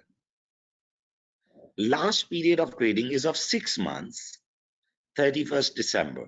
It lies in fiscal year of 2021. Second last accounting period of June 20, it also lies in 2021. So we merge both of the periods. If the closing year, if the last year ends in the same fiscal year, we merge them. We merge them and we file a single assessment. So 12 months, year end, and this 6 months, we merge them and we file a single assessment. Okay. Now, one student is saying, sir, why didn't you think about the commencement of the business? Why didn't you think about the commencement of the business? My friend, the business commenced in 2012. I'm not given any data about the starting period. I'm given data about the cessation period. Okay, I'm not given with any data that when the business started, what was the starting date and what were the profits in the first period. He just gave me the overlapping profit in relation to the starting period. I added it in my terminal loss. Okay, I hope that I have made myself very much clear, but still, if you have any query, don't feel shy. You have my WhatsApp number. Feel free to ask me. Okay, there is nothing to worry. Okay, now, so year ended 30th June 17, 17, 18, 18, 19. We put the profits in the relevant fiscal year. Now, in the question, it states that has income from business, see below, and part-time employment of 6,000 gross per year. So he also earns employment income every year, which is 6,000 per year.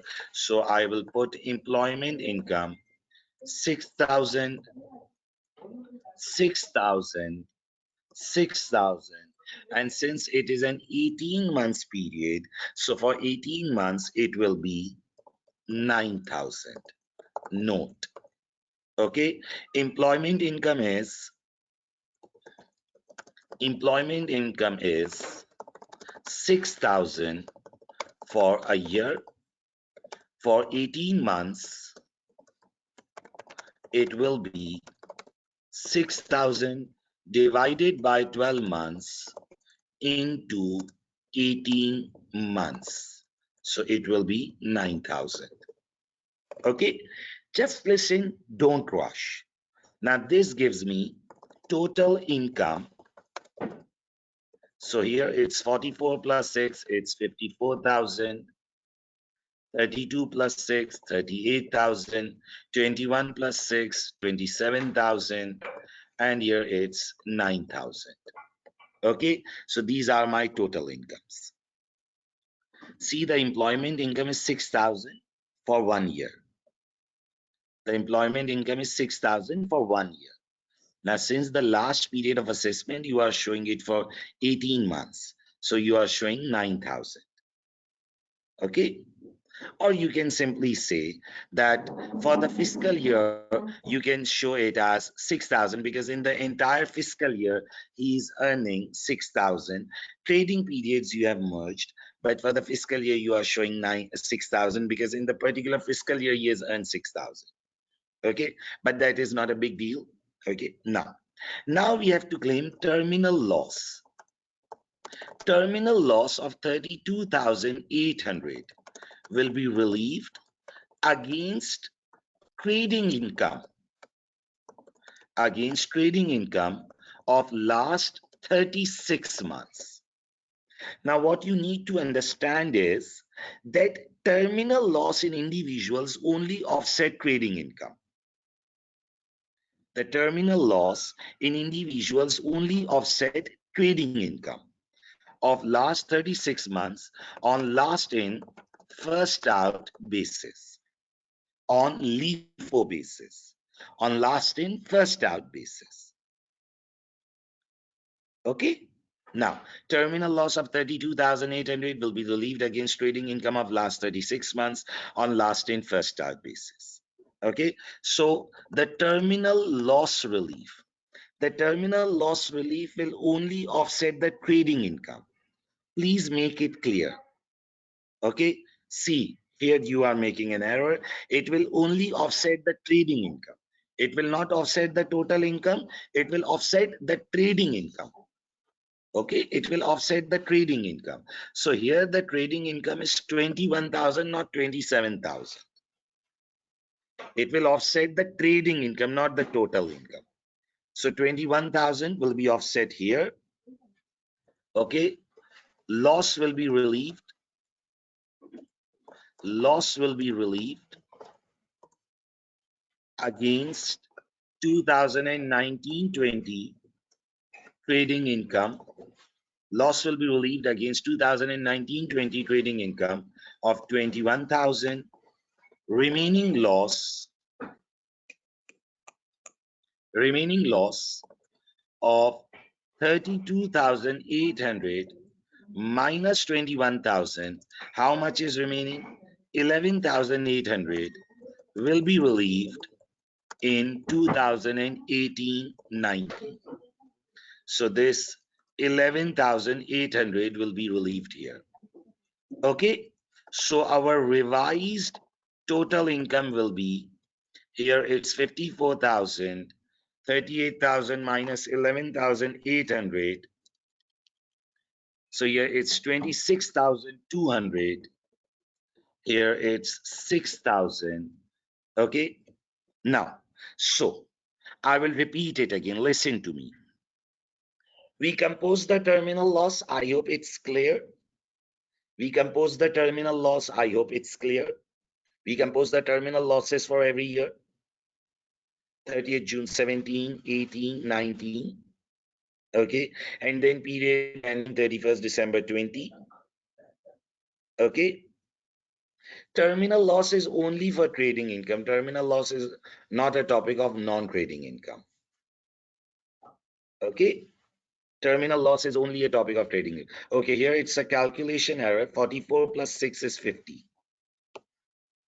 44 plus 6 is 50. It will not affect any calculation because it has not been changed. Okay, terminal loss is only topic of trading income. Okay, now once a student has asked, sir, why didn't you offset it against the current year? My friend, do you see any trading income in the current year? Please don't make an error. What you people will do will be a very silly mistake that you will offset the total income. Please don't do this. In individuals, the terminal loss offset the trading income only. It only offsets the trading income, not the total income. Okay, trading income of last 36 months. So trading profit 21 from 32,000, it offset 11,800. Okay, it is showing below, but it is offsetting the trading income. In 2018 also we should start off against. My loss is completely utilized. My total loss was 32,800. My total loss was 32,800. In 1920 I claimed 21,000 and remaining was relieved in 1819. In company it offsets total income. In companies it offsets total income. Now I have to comment on the tax benefit. Tax benefit will be, now what is the tax benefit amount? In 2019-20, in 2019-20, loss claim was of 21,000. Okay, it will give saving at basic rate of tax, because he is a basic rate taxpayer in every year. If we think about the personal allowance also, it will give saving at basic rate of tax of 21,000 multiplied by 20%. So 21,000 multiplied by 20% is 4,200. Okay, but there is one more issue. In 1920, our personal allowance will get wasted by some amount. Why it will get wasted? Because our revised total income is now 6,000. Our total personal allowance is 12,570. Okay, personal allowance will get wasted as revised total income is 6,000, whereas personal allowance is 12,570. Personal allowance will be wasted by 6,570. This will result in tax impact of 6,570 into 20%. So it will be 6,570 into 20%. So it's 1,314. Okay, net benefit will be 4,200 minus 1,314. So the net benefit will be 4,200 minus 1,314. So it's 2,886. Now I know that some of the students might be crying. Okay, see, the loss claim is made before personal allowances, but obviously you will hit your personal allowance here. While calculating the tax benefit, you will hit the personal allowance also here. Okay, so obviously you need to think about the personal allowance also while you are calculating the benefit. In all of these years, you will get the allowance, but here your allowance will be restricted to 6,000. Okay, now let's repeat the things and let's look at the queries. Now there are a bunch of queries gathered in the chat box. See, first of all, I copy pasted the question: trading profit, employment income. We got the total income values. Now we had to claim the terminal loss relief. See, the terminal loss relief will offset the trading income. The terminal loss relief will offset the trading income. Now you can show it after trading profit also. But since I've written this statement that it will offset the trading income, so I calculated the total income originally so that I can look at the figures. I'm claiming it against the trading income, 21 minus 21. 21 minus 21. In the previous year, I don't have 32,000 remaining. My remaining loss is 11,800. So from 32, I'm deducting 11,800. It's offsetting against the trading income. It's offsetting against the trading income. 21 minus 21, complete amount is offset. Here, the remaining loss is offset 11,800. Now, what is the tax benefit? In 1920, the loss claim is 21,000. So 21,000 into 20%, it's 4,200. Okay.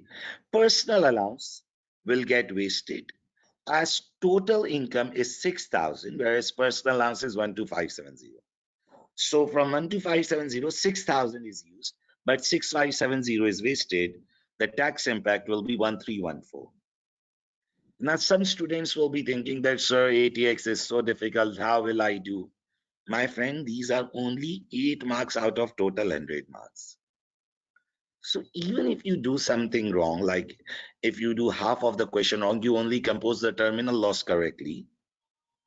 If you compose terminal loss correctly, then also you'll get 3-4 marks. So what you need to understand is that don't get frustrated in the exam.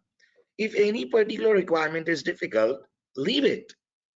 Do what you can do, but don't waste your time. Obviously, currently we are doing practice, so I'm going through the entire debate, but in the exam, you don't have to waste the time. Okay? Now, in 2018-19, loss claim will be 11,800.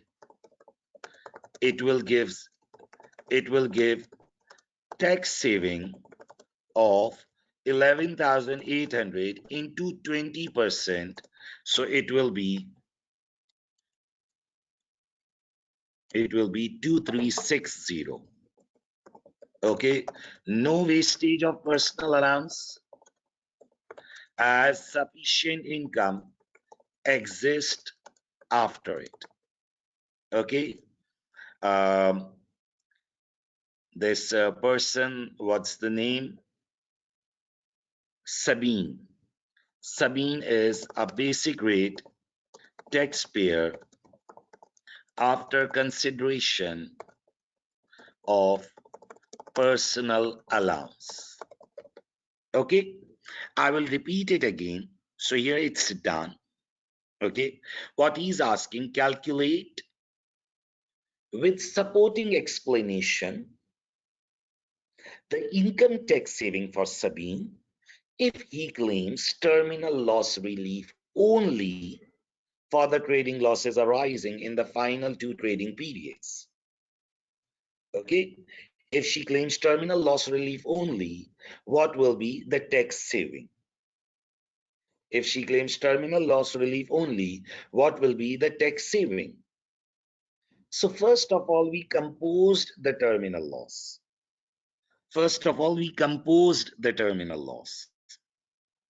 Okay, Sabine ceased to trade on 31st December 20. Her last period of trading is of 6 months, as it is of less than 12 months. So we need to compose the terminal loss. Composition of terminal loss is a separate issue.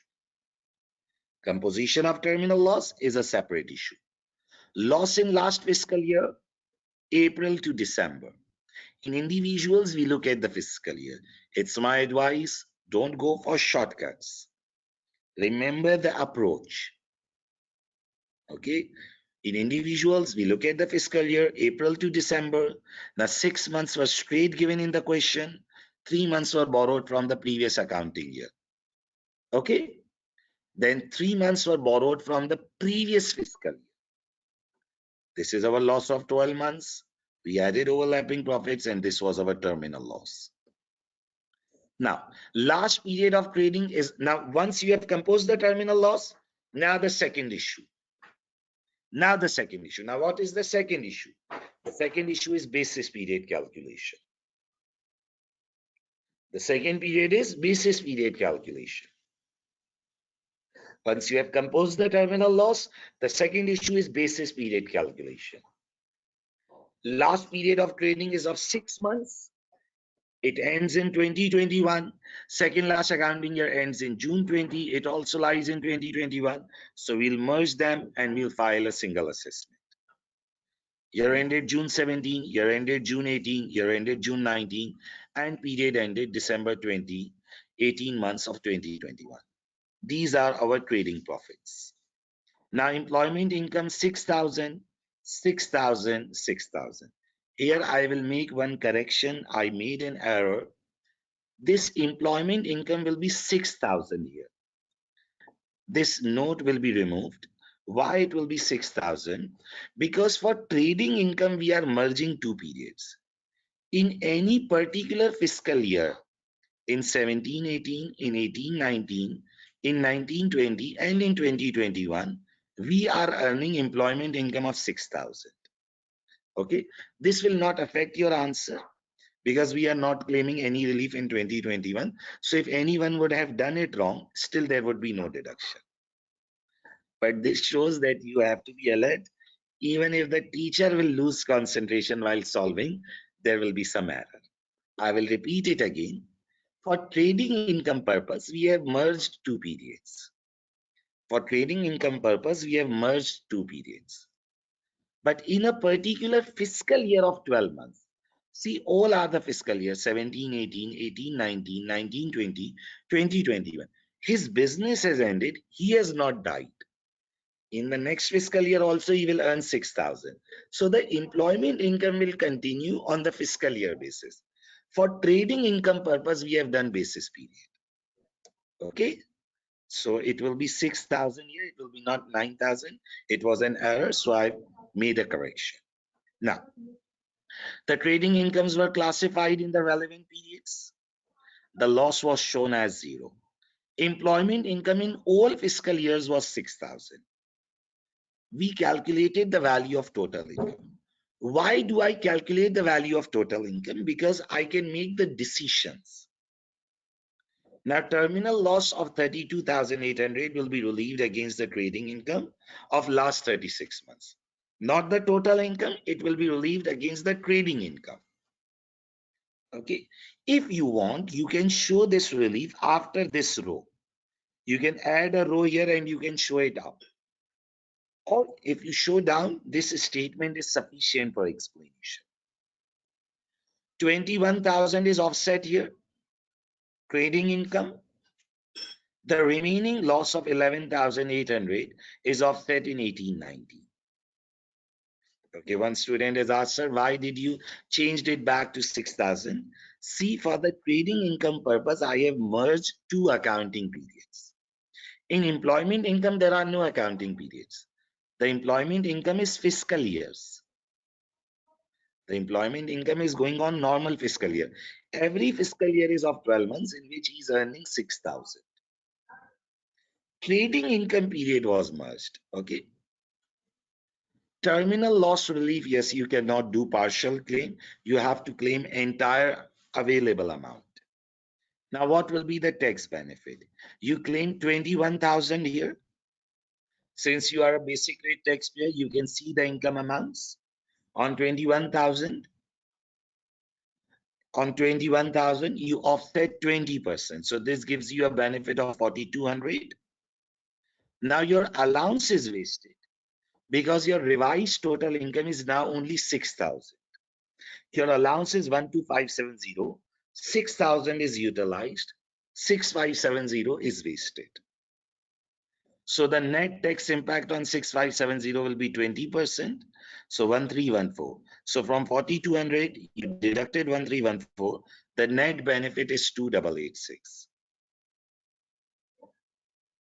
Okay. In 2018-19, you claimed 11,800. This gave you saving at 20%. Allowance is not wasted because you have sufficient income. Okay. Now let's respond to some queries. Yes, in companies, the terminal loss will offset the total income. C, the terminal loss offsets the trading income. It do not offset the employment income. Number one. And secondly, you need to understand is that he is ceasing to trade. He is not dying. The employment income will continue in the future. He will earn 6,000 in every fiscal year, which is his job. The business is ceasing. For the business purpose, we merged two trading periods and we showed them in a single fiscal year. Okay. Sir, if there was profit in the second last accounting period, then do we make a single assessment? See, what you need to understand is that if there is a profit in the previous period, that will affect the terminal loss composition. Merging is a second step, which is related to basis period. So yes, Even if there is a profit, you will merge. Even if there is a profit, you will merge and you'll show the number. The loss amount is something separate. The terminal loss composition is something separate, which is step 1. Step 2 is basis period. If it ends in same fiscal year, you merge that. Okay. See, I told you at the very start, this was a difficult requirement. But what you need to understand it, that this is not of 100 marks. This is only of 8 marks. This is only of 8 marks. It is not of 100 marks. Don't waste 50 minutes in the exam. Don't waste 50 minutes in the exam. It is of 8 marks, maximum 18 to 19 minutes for this part. So do maximum you can. After that, leave it. Move forward. Okay. While you merge the period, you show the net amount. While you merge the period, you show the net amount. Okay. I hope that it is clear, but still I will say that you people can take time. You will revise it once this class ends. You can take time. You will revise this entire issue. You will revise it. You will sit. You look at it, and you will revise it. Give it some time. If there is any query, then feel free to ask me on my WhatsApp. Okay. Once this class ends, read it, watch the recording again. If it gets 100% clear, very good. If it is not 100% clear, then you can ask me again. Now, one student has asked, sir, what is this 6570 into 20%? This is not a saving. This shows wastage of personal allowance. Our total personal allowance is 12570. Our total personal allowance is 12570. When we claimed the loss of 21,000, we were only left with the income of 6,000. This means that some of our allowance got wasted.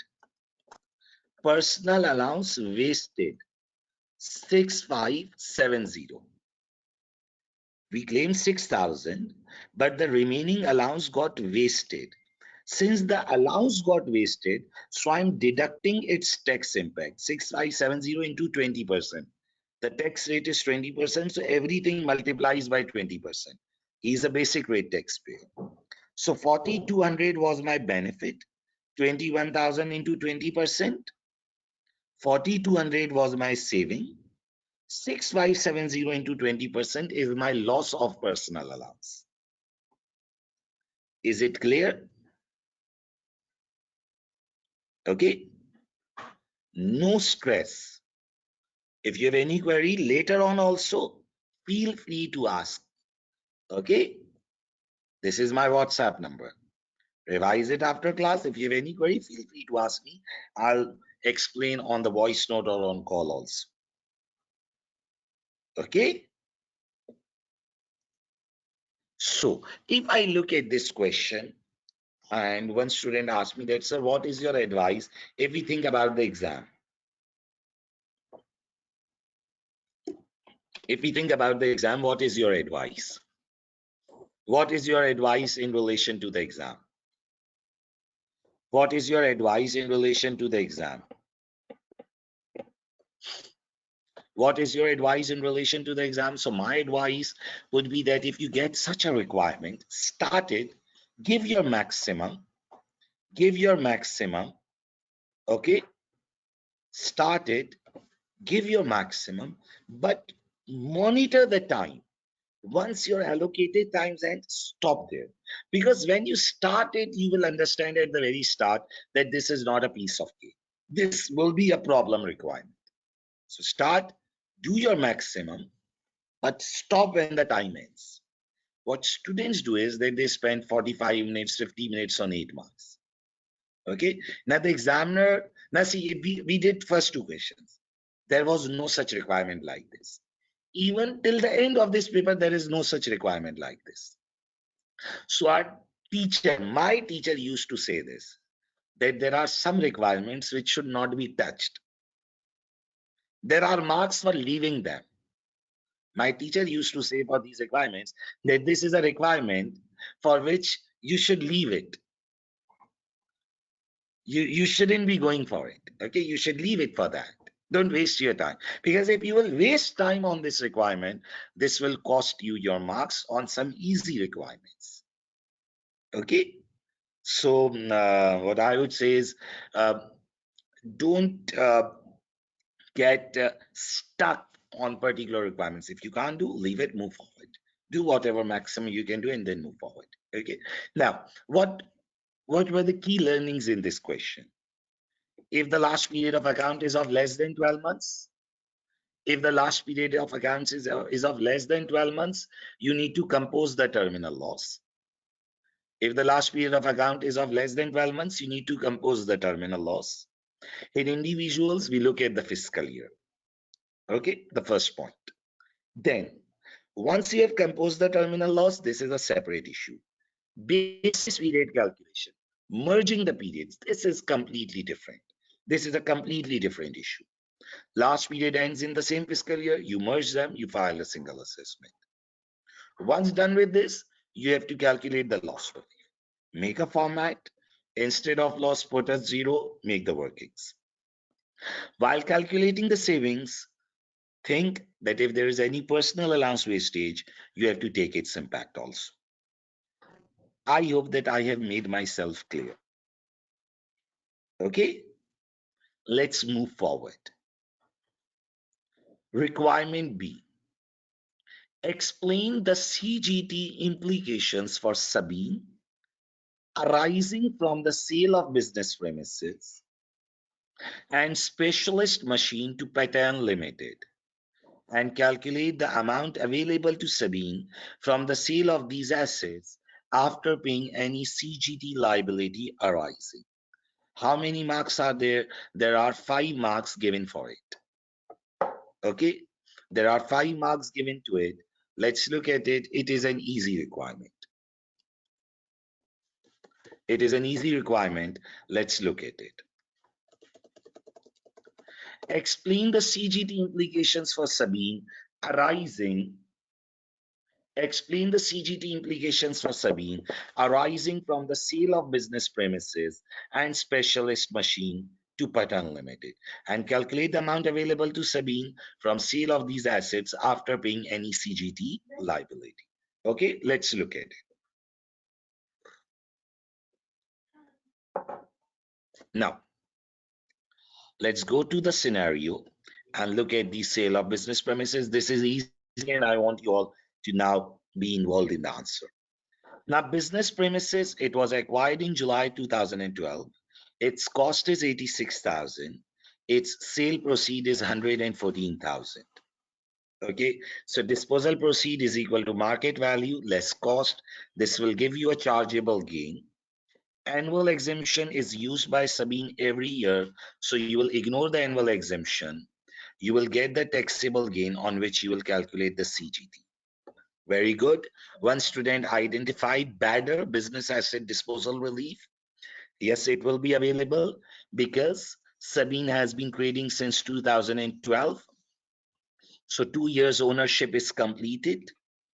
She will seize the business on 31st December 20, and she will then sell the assets within 3 years. I'll repeat it again. Listen to me very carefully. Let's work out the business premises first. Let's work out the business premises first. Business premises. Let's look at it. Disposal proceed. What is the disposal proceed given? Listen to me. What is the disposal proceed given? It's 114,000.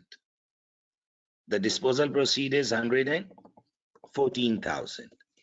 What is the cost? What is the cost? Look at it. The cost is 86,000. The cost is 86,000. Okay. So what will be the chargeable gain? 114 minus 86. So the chargeable gain will be 28,000. Very good. The annual exemption is already used. Please don't make silly mistakes.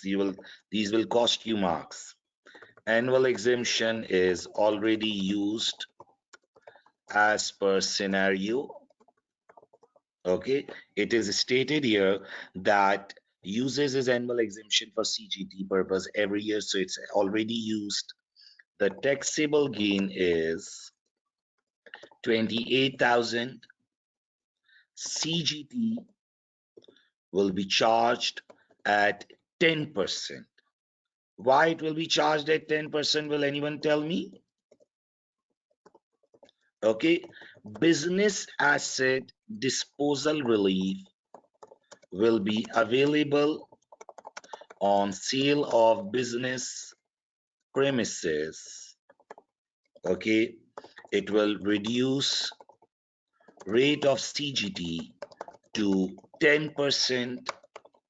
Badder is available because Sabine owned business for more than 2 years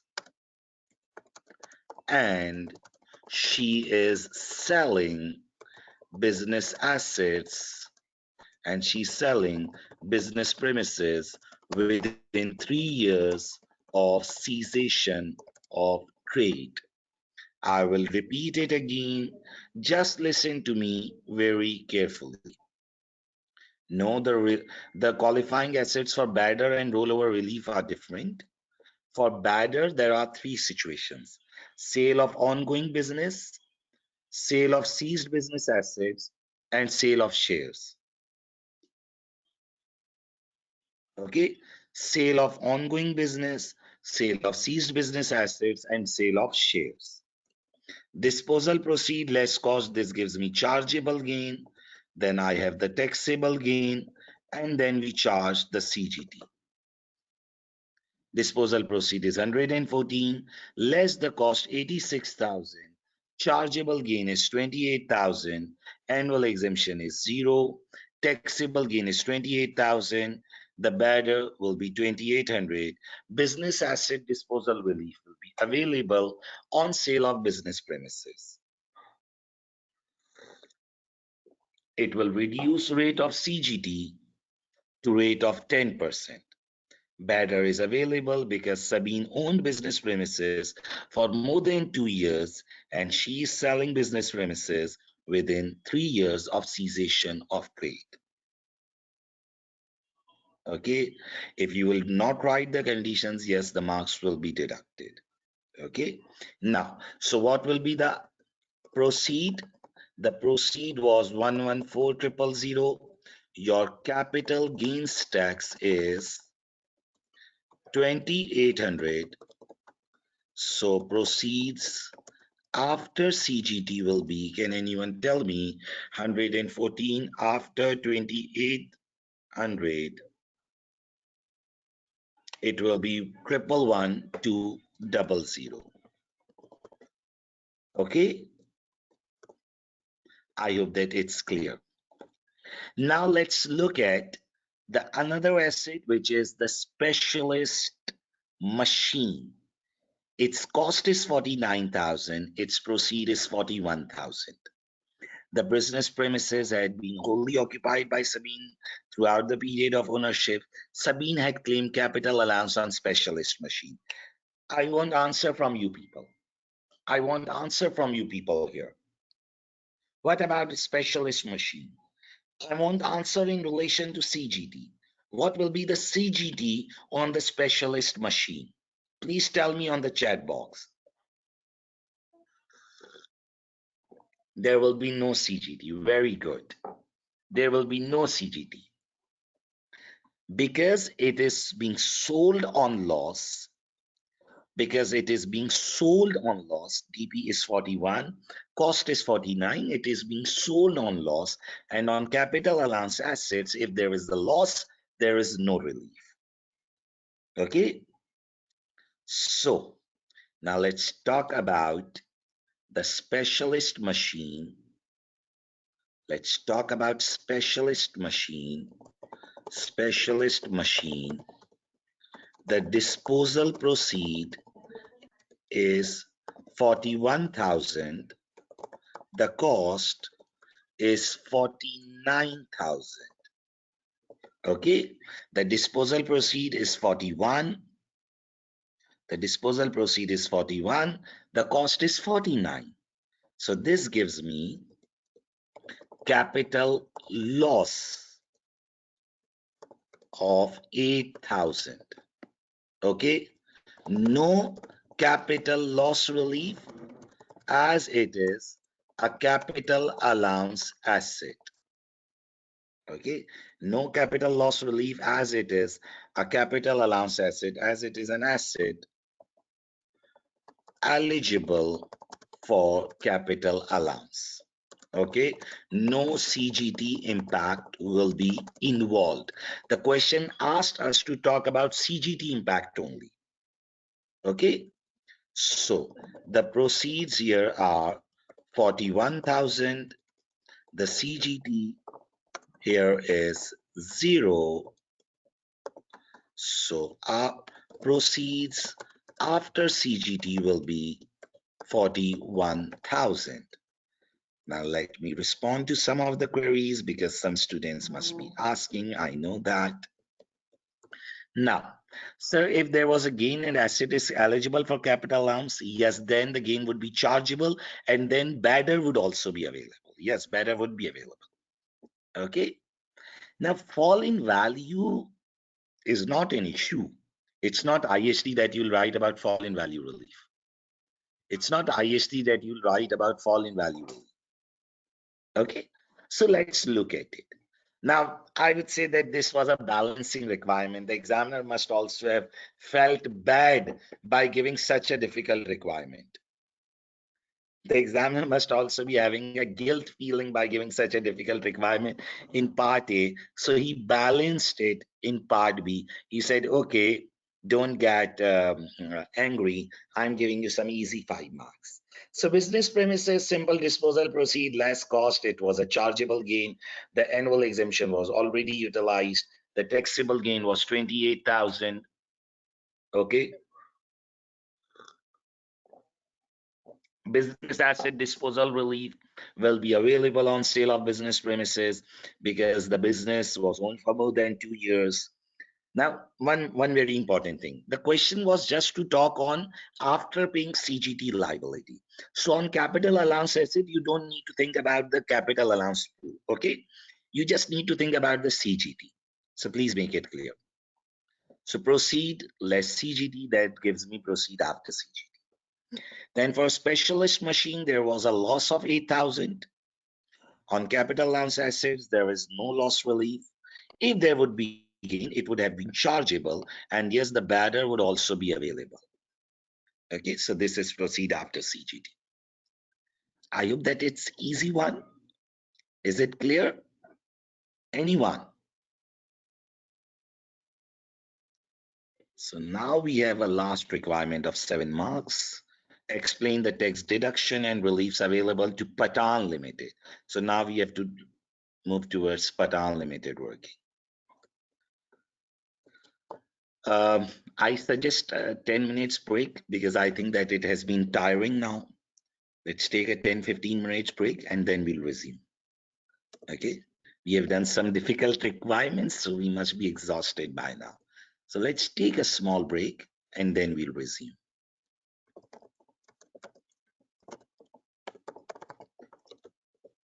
Okay. We'll try to finish. If not, we'll finish in the next class. No need to worry. Okay.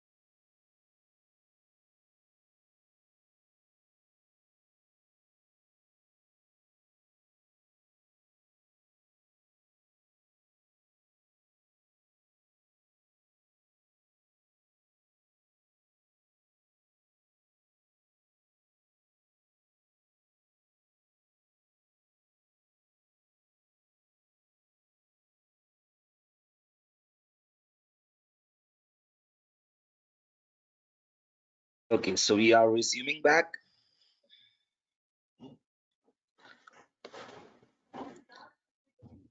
Okay, we are resuming back again. Please confirm that everyone is back.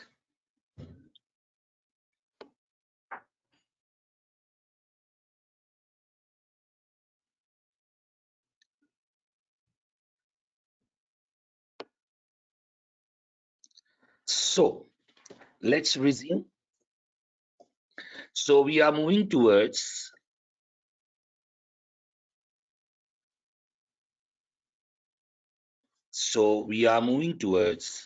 the last part, explain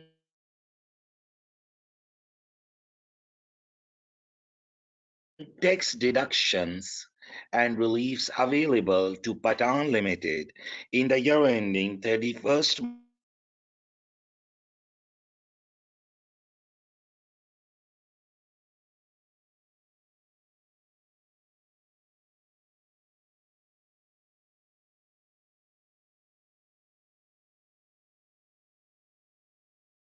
acquisition of new factory 22 in respect of the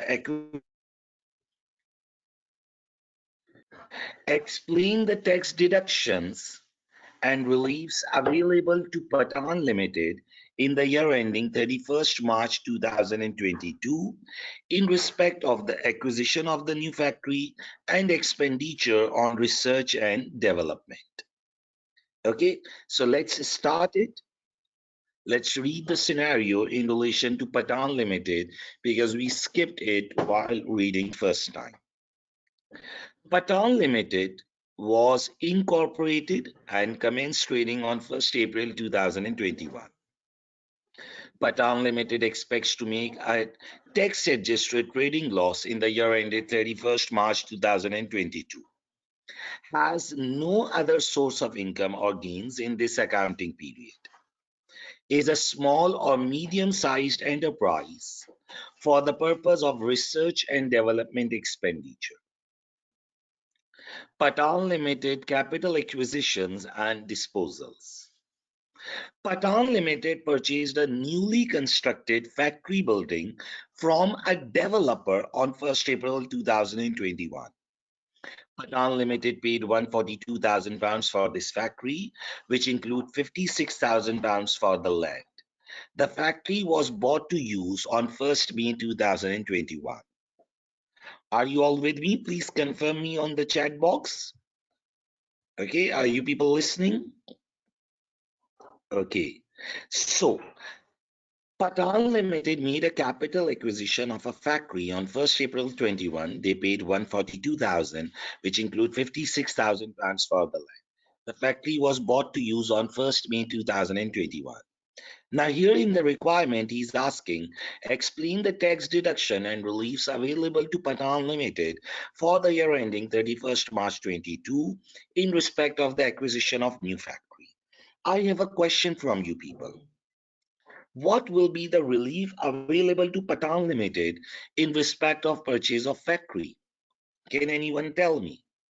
They purchased a factory. So what will be the relief? It will be structure building allowance, SBA. They are not selling it, they just purchased it. Now, obviously, on building, you don't get capital allowances. You need to think about the structure building allowance, SBA. They will get structure building allowance, SBA, on this purchase of factory. Now, if you remember the rules of SBA, structure building allowance is 3% per year. Structure building allowance is 3% per year. It is not available on land and starts from the start of the business activity. Now, one student has asked a very good question that said, what is this SBA? Structure building allowance. This was a topic which was introduced two fiscal years back, not in the current one more back. Okay, structure building allowance, SBA. If you go into your summary notes in capital allowances, you will find detail about structure building allowance. That what is it? Structure building allowance is a 3% yearly allowance. Structure building allowance is a 3% yearly allowance on building structures. Okay, a new type of capital allowance has been introduced. It is known as structure building allowance. Relief is given at straight line 3% every year. Okay, the SBA is available where a building has been constructed on or after 29th October 19. But in question, we will only be asked for after 6 April 20. Okay, so structure building allowance is 3% every year. It is not available on the value of land, and it starts from the day you start the business use of that property. Okay, so let's draft it. Um, on purchase of factory, Patan Limited will be able to claim structure building allowance as it is a new building purchased. SBA will be available at rate of 3% per year. It will not be available on value of land. Okay, it will only be available on the value of structure. Okay, value of amount eligible for SBA will be, now what is the amount?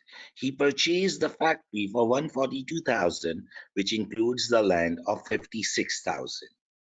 So 142,000 less 56,000, 142,000 less 56,000, which is the value of land. So what will be the remaining? 142 minus 56. So the remaining amount is 86,000. Okay, the remaining amount is 86,000. Okay, SBA will only be available from the date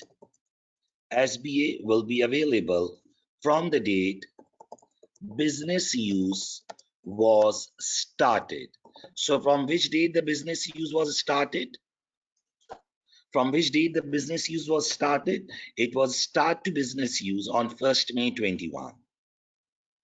Was started, SBA will be available from the date business use was started, that is from 1st May 2021.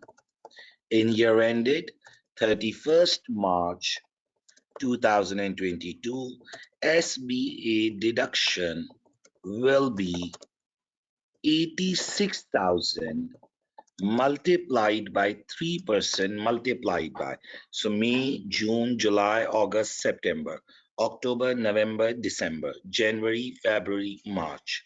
11 months divided by 12 months. So it will be 86,000 into 3% into 11 divided by 12. So it will be 2365. I will repeat it again. So do we need to remember the date requirement for SBA? No, you don't need to remember, because it is very clearly written that for the SBA eligibility, you just need to remember that asset is purchased after April 20. Because the examiner has made it clear that for SBA eligible asset, the purchase would be done after April 20. Okay, so any date after April 20, you'll go for SBA. Now, this was an easy question, but some students are not clear on the topic of SBA. Now, that is the reason why they may face a difficulty. But if you remember the rules of SBA, this was pretty much simple. You purchased a factory. The purchase of factory will be eligible for structure building allowance. Now the land value will be excluded from it.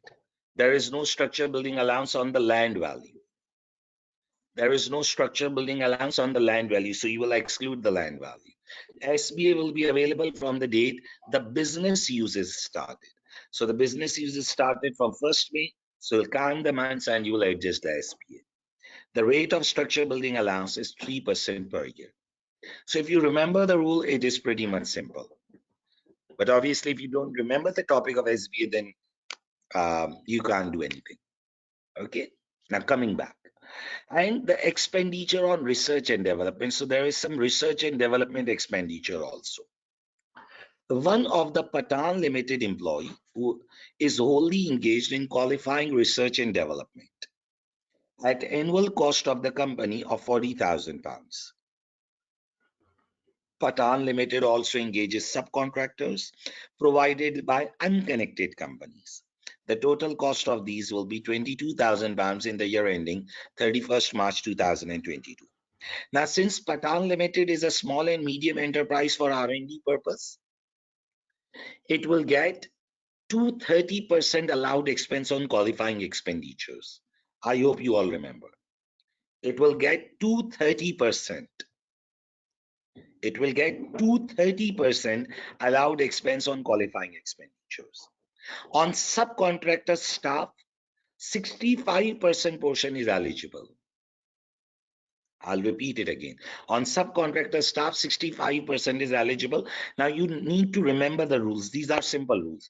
And if you don't remember, go to the summary notes, open the topic of research and development, and you'll find all the rules there. Okay, research and development, R&D, yes. Revenue expenditure for small and medium enterprise, it's 230% allowed expense. For subcontractor staff, only 65% qualify for additional relief. So let's develop the answer. Patan Limited will get 230% allowed expense on its qualifying research and development outflows. Okay, it will get 230% allowed expense on its qualifying research and development outflows. Okay, salary paid to its own employee will be completely eligible for R&D relief of 230% allowed expense.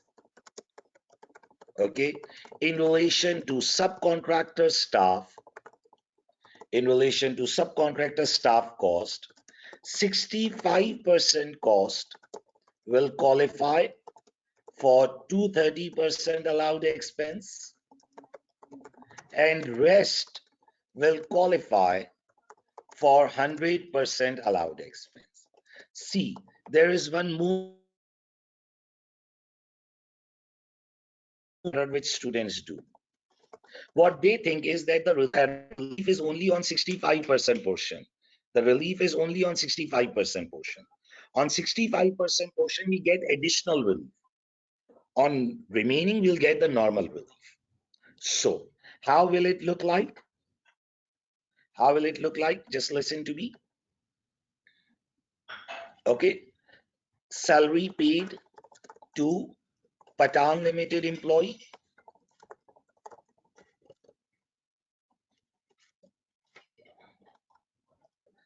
Just a minute. I'll repeat the things again. Allowed expense. Salary paid to Patan Limited employee. Now the salary paid to Patan Limited employee, it's £40,000. On £40,000, you will get 230%. On £40,000, you will get 230%. So 40,000 into 230%. So it's £92,000. Then on subcontractor staff cost, okay, on subcontractor staff cost, 65% of the cost will qualify for 230% allowed expense, and rest will qualify for normal. Okay, see, 100% is the normal relief, 130 is additional. So the total allowed expense becomes 230%. Now the subcontractor staff cost is 22,000. Now on 22,000 pounds, on 65% portion, you will get 230%, and on the remaining 35% portion, you will get just normal 100%.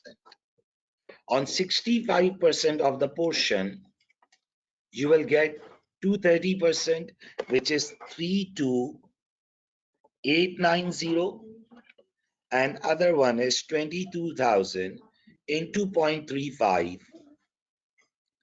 into 100. So it's 7,700.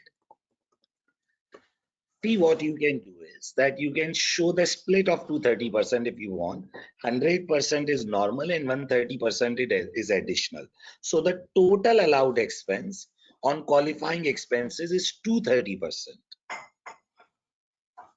Okay, on qualifying expenses you get 230%. On qualifying expenses you get 230% allowed expense. On subcontractor staff cost, 65% is qualifying. On subcontractor staff cost, 65% is qualifying. So on 65%, you got 230%. On remaining 35%, you will get only 100%. Okay. So what will be the total allowed expense? What will be the total allowed expense? 92,000, 32890, and 7,700. So it will be 132,590. I will repeat it again. I want you all to concentrate on it.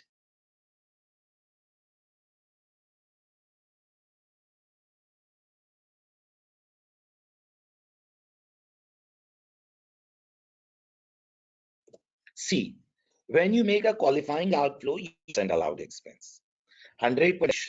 So on 65%, you will get 230%.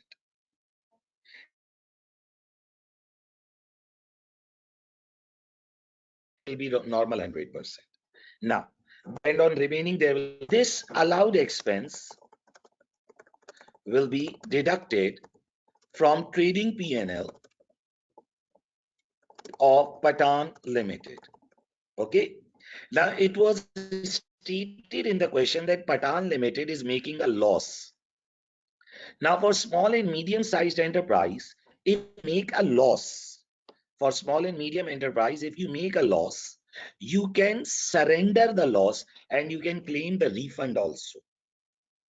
Patan Limited is expected to make a loss in year ended 31st March 2022. Patan Limited can surrender its loss up till maximum of 230% of qualifying outflows and get a tax credit of 14.5%. Okay, now these all are simple rules which obviously you need to revise. If you have forgotten, you need to revise them. If small and medium enterprise is in loss, it can claim 14.5% as a refund. Okay, now a student is asking, sir, what if we don't remember any particular rule? Then what will happen? Nothing. It will cost you 1 mark. If you forget one rule, it will cost you 1 mark. So there is not too much to worry. If you forget one rule, okay, 1 mark is normal. From 100, you fall to 99, 98, 97. So just make sure that you don't forget 50 rules, because then you will fall below 50. Okay. So 1-2 marks for each rule. So don't get too much worried. What you need to understand is that advanced taxation is a paper in which there are many small rules. So it is very much normal that students forget the things. Even While we are doing the paper, we are teachers, we have done the questions many times. We also forget the things. So it is nothing abnormal. If you forget the rule, it's completely normal. This happens. Okay. Now you don't pass at 100 marks, you pass at 50 marks. Even one very important thing which I'll tell you. The examiner also gives a leverage to the students. Like if the question is of 7 marks, he keeps 9 marks available in it. So even if a student forgets one or two things, he can get the maximum marks. So examiner also gives some leverage to the students. Because in advanced taxation, obviously no one can remember all the rules. Okay. So if you look at it, in this part, he asked us about the structural building allowance and the research and development thing. Okay, so if I look at this entire answer, I would say that it was a bit difficult. I will agree. It was a bit difficult due to its first part. Due to its first part, which was the terminal loss composition, that was bit difficult. I will agree with it. But obviously, what you need to understand is that if you forget some points, it will not create a difference of pass and fail. Okay. Now, sir, what do you mean by 230% maximum? Basically, the surrendering of the loss. The tax credit is not of the entire loss. The tax credit is up till maximum of your qualifying outflow.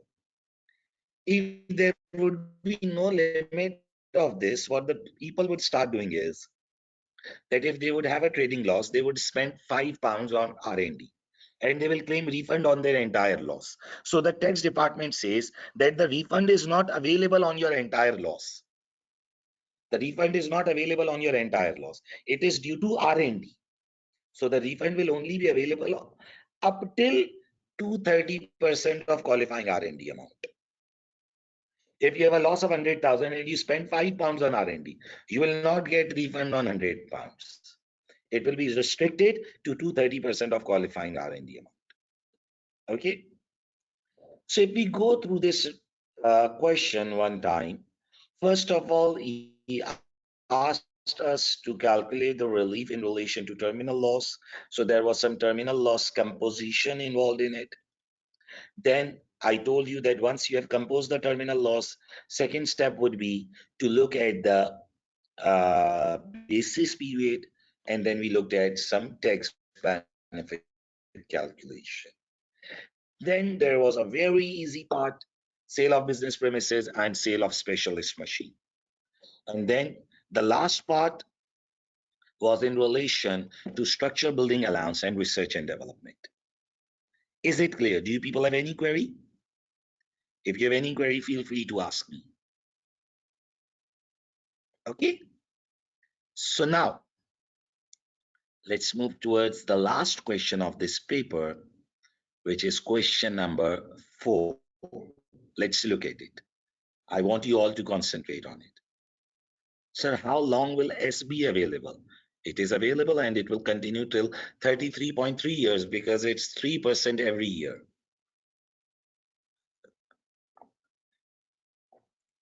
Okay. Now let's start the last question.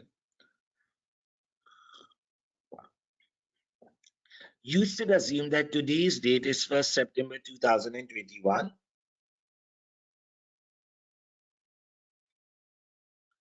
You should assume that today's date is 1st September 2021.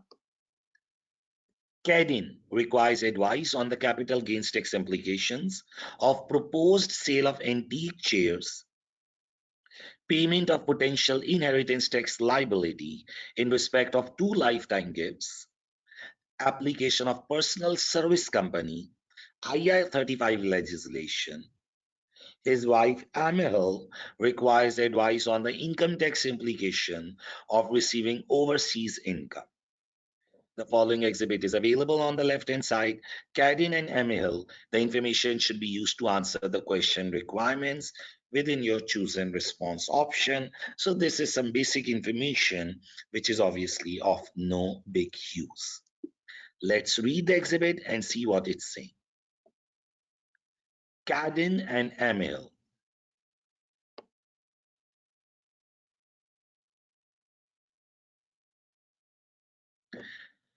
Cadden is resident and domiciled in UK.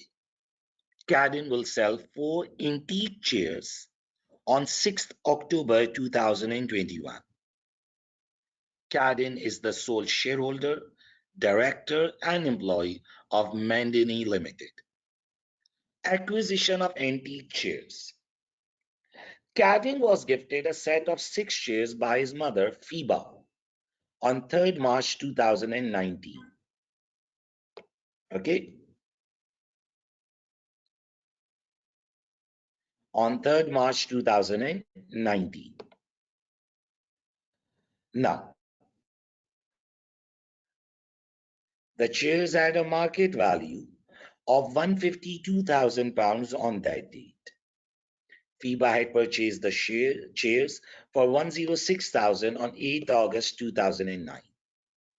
So since Cadden got these chairs as a gift, he would have received the chairs at the market value. Okay, Cadden was gifted these chairs by mother. So it will not be transferred at cost, it will be transferred at market value. But this was done back in 2019.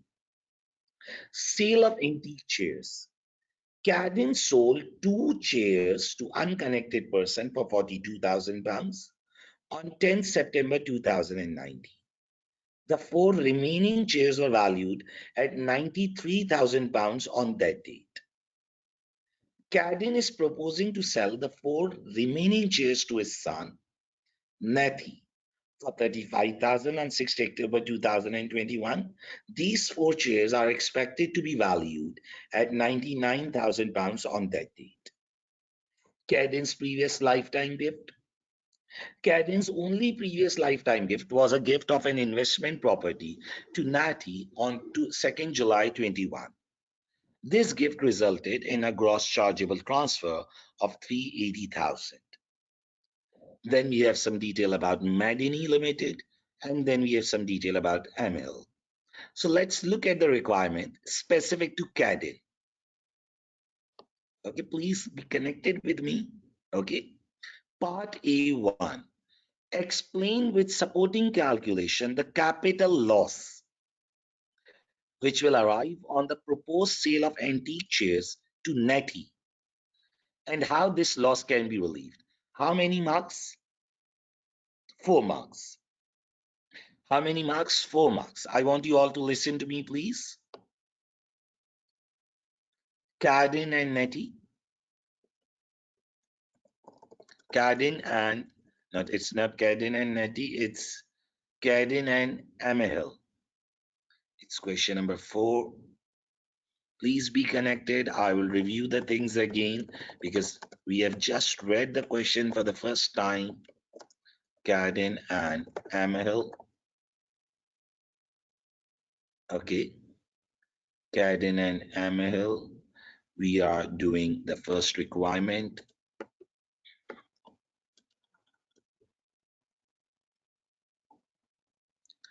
I'll underline it. Okay. Explain with supporting calculation the capital loss which will arise on the proposed sale of antique chairs to Nathy and how this loss can be relieved. So let's look at it. Cadden is proposing to sell 4 chairs to his son Nathy for $35,000 on 6th October 2021. Now, if you read the requirement, we only have to talk on the Nathy chairs. We only have to talk on Nathy chairs. So he will be selling these shares for $35,000. But please make it clear, the CGT is calculated on market value, not at your values. Okay? The CGT is calculated at market value, not at your values. The market value is 99,000. Okay. Let's start. I want you all to concentrate. It's something very easy, believe me. Disposal proceed is equal to market value. So what is the market value of these 4 chairs? It's 99,000. It's 99,000. Disposal proceed will be market value as transaction is with connected party son. Okay, so there is a risk of manipulating the values. So the disposal proceed will be the market value, not your manipulated value. You are doing the transaction with your connected party son. Disposal proceed is equal to market value 99,000. So what is the cost? If you look at it here, your cost. So what if it's not connected party? Then also we pick up market value. But if it is a transaction with market value, then the risk of manipulation is high. Okay, if the transaction is with market value, the risk of manipulation is very high. Now, Cadden is proposing to sell the 4 remaining chairs. So we need cost of 4 chairs. Cost of 4 chairs because he is selling, giving 4 chairs to his son. Now, for the cost, you need to listen to me very carefully. He got 6 chairs from his mother, Fiba, when the market value was 152,000. Now, from 152,000, he has already sold 2 chairs earlier. See, now this was very good thing in the question. He made part disposal when he sold the 2 chairs. Today, he is making the remaining disposal. Please use your mind. He made part disposal when he sold the 2 chairs. Today, he is not making the part disposal. Today, he is selling the remaining chairs. Cadden sold 2 chairs to an unconnected person for £42,000 on 10 September 2019. Part disposal was done earlier. Part disposal is not being made today. Cost of 6 chairs. What was the cost of 6 chairs? The cost of 6 chairs was 152,000. The cost of 6 chairs was 152,000. Okay, Cadden received 6 chairs from his mother at market value. Okay, so he will receive the chairs at market value, not at the cost. Okay, so cost of 6 chairs was 152,000. Okay, now cost of 2 chairs already assessed. Now here you need to understand 2 chairs were already disposed by Cadden. Okay, so 2 chairs are already disposed by Cadden. So now you need to work out the part disposal. So the total cost was 152,000 multiplied by. How do you work out? 2 chairs were sold for how much? 2 chairs were sold for 42,000. The market value of remaining on that date was 93,000. So total cost multiplied by disposal proceed divided by disposal proceed plus market value of remaining. Now, believe me, this is a very simple concept, but many students get confused in it. I will repeat it again. The total cost was 152,000 multiplied by disposal proceed of those 2 chairs divided by disposal proceed plus market value of remaining. So the cost of 2 chairs was 47,289. So the base cost for 4 chairs will be 152,000 minus 47,289. So it's 104,711. I will repeat it again, so no need to worry. Just listen to me. 104. I will repeat. Yes, don't worry. I'll repeat. So this will give me capital loss of how much? 99,000. So it's 5711. Okay, let's repeat it again. Let's repeat it. Because now believe me, it's a simple concept, but students get confused in it. Now, why do students get confused? Let's look at it.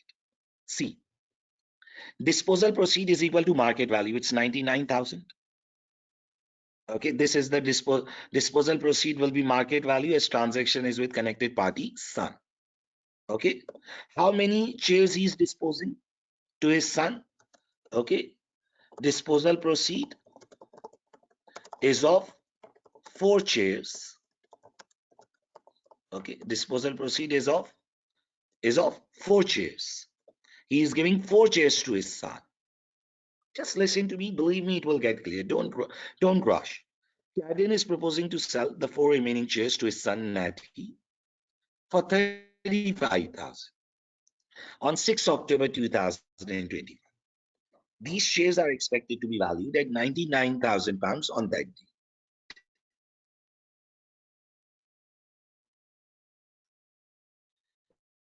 The market value of these shares is 99,000 pounds. Disposal proceed will be market value as transaction is with connected party son. Okay. Now we need cost of 4 chairs. The problem is that he never purchased 4 chairs. He got 6 chairs from his mother. He got how many chairs? He got 6 chairs from his mother. Cadden got how many chairs? The chairs had a market value of 152,000. He got 6 chairs from mother. So 152,000 was the cost, but it was the cost of 6 chairs. 152,000 was the cost. 152,000 is the cost of 6 chairs. Now from these 6 chairs, just listen, from these 6 chairs, he has already sold 2 chairs. When did he sell those 2 chairs? See, Cadden sold 2 chairs to an unconnected person for 42,000 on 10 September 2019. What you need to understand is that from these 6 chairs, when he sold the 2 chairs, from these 6 chairs, when he sold the 2 chairs, there must be a calculation of base cost. From 6 chairs, when he sold 2 chairs, there must be a calculation of base cost, the cost of remaining. When he sold the 2 chairs, some cost must have already been assessed. So total cost for 6 chairs was 152. Cost of 2 chairs already assessed. Total cost multiplied by DP divided by DP plus value of remaining. When the 2 chairs were disposed, they were disposed for how much? They were disposed for 42,000 and the remaining market value was 93,000. So total cost into DP divided by DP plus value of remaining. Okay, this gives me base cost for 4 chairs. I used it here, base cost for 4 chairs, and that gives me the capital loss. Okay, now he's asking that how this loss will be relieved. As capital loss is created on transaction with connected party, son, this loss can only be relieved in future transactions with son only. Okay, if the loss arises with the connected party, it can only be relieved in future transaction with that same connected party. This is the rule. I hope you people know that. Okay, now if you have any query, please ask. If you have any query, please ask me. Is it clear that why did I calculated the base cost? Basically, what you need to understand is that he got 6 chairs. But from these 6 chairs, he has already sold 2 chairs earlier. From these 6 chairs, he has already sold 2 chairs earlier. So the 2 chairs which were already sold must have got their share of cost. The 2 chairs which have been sold earlier must have got their share of cost. Now, what was their share of cost? Total cost into DP divided by DP plus market value of remaining. Okay, so the base cost for remaining 4 shares was 104,711, which we adjusted, and we got the capital loss. So it was an easy requirement for 4 marks. It was an easy requirement of 4 marks. Explain with supporting calculation the capital loss which will arise. So first of all, the 4 shares which he gave, which he's selling to his son for 35,000. 35,000 is not the relevant value. Just ignore it. They will be valued at the market value, which is 99,000. They will be valued at market value, which is 99,000. Now, what about the cost of 4 shares? So we'll first look at the cost of 6 shares in total.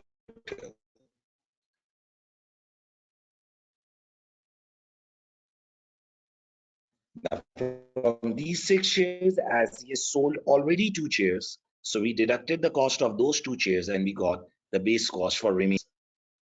Okay. Now, let's move forward. Part A2. Let's bring it here. Advise on the availability and effect of installment option for payment of NETI's inheritance tax liability in respect of the investment property and antique shares on the assumption that Cadden dies on 20th March 2026.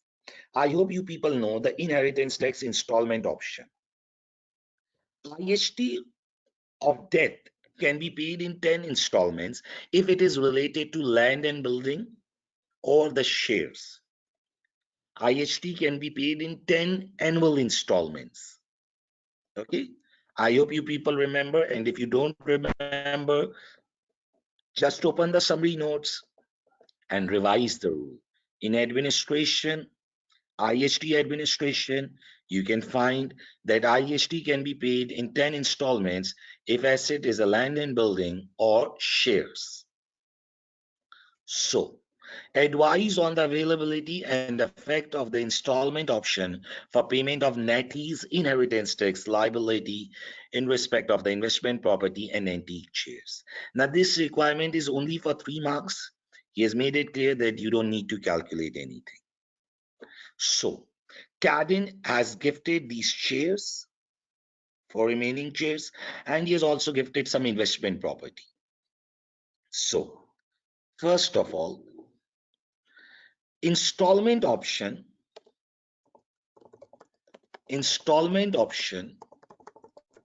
will not be available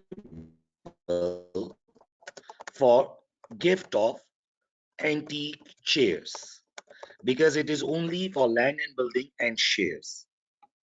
For investment property, installment available as it is a gift of land and building. For investment property, installment option will be available. Okay, death tax on Cadden's death, which will get due after 6 months of death. Now the death is on 20th March 2026. Death tax on Cadden's death, which will get due after 6 months of death on 30th September 6. 6 months of death. So leave the month of death, then count 6 months: April, May, June, July, August, and September. Death tax on Cadden's death, which will get due after 6 months of death on 30th September 2006, can be paid in 10 annual equal installments by NETI.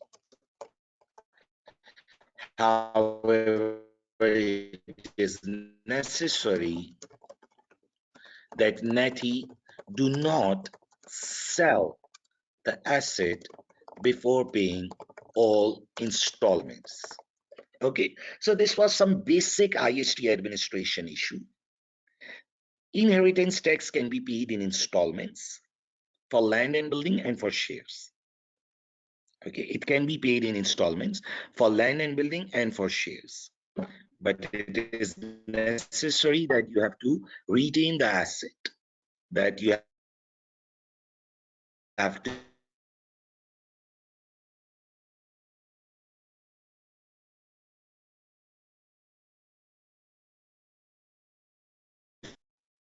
retain that.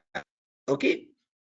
So if you look at it, the part A1 explained with supporting calculation, the capital which will arise on the proposed sale of antique chairs, 4 marks. The capital loss which will arise on sale of antique chairs, 4 marks. Okay. Okay. The capital loss which will arise on uh, sale of antique chairs. So for antique chairs, we said that disposal proceed is equal to market value is 99,000. We need cost of 4 chairs. So from already disposed of, and then there will be administration issue.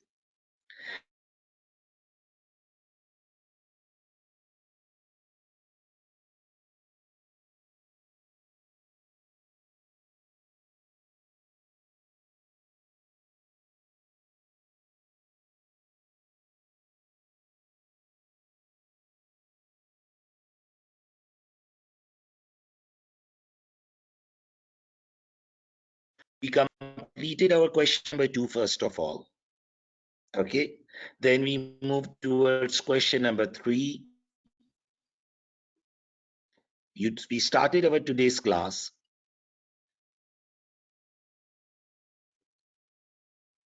We started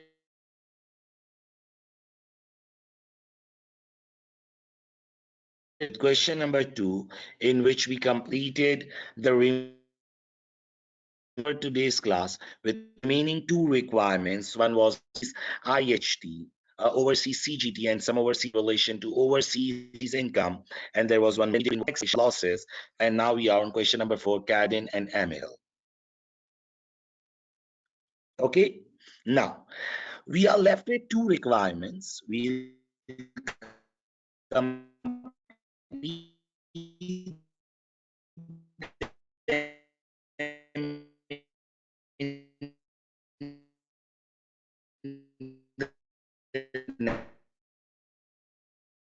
next class. We'll complete them in the next class. Now our next session will be after 1 day break. You know that. Our next session, I think there is some connectivity. Okay, I'm resuming back now. Now is my voice clear? Okay, sorry, I'm repeating it again. We did part A1 and part A2. Now we are stopping our today's discussion here. We'll continue further in the next class and we'll complete the remaining 2 requirements. Okay. Now, today we completed our question number 2, remaining requirements. Okay, I hope you people remember. Okay, then we move towards question number 3, which involves some complex calculation of losses. And then we looked at question number 4, which we are doing. Okay, now what I was saying is, listen to me. We have 1 day break. Tomorrow there is no session. Our next session will be on Friday, day after tomorrow. So what I want from you people in that meantime, please listen to me. First of all, you have to revise what we have discussed in these 2 days. And you have to go to my YouTube channel of Oves Mirchawala. There I have uploaded 1 paper more for you people. That is June 2021 paper. I want you all to complete that paper. June 2021 paper. Listen to my session of June 2021. It is in the same approach. Complete that paper. Then on Friday, we'll complete this and we will start 1 more new paper. So as per my promise, we'll do maximum in this webinar. And other than that, I'll provide you 3 complete papers so that you can have an idea of the exam approach, of the dealing with the exam software, dealing with all topics together, time management, advices, and then you people have to solve the mock and send me for checking. Okay.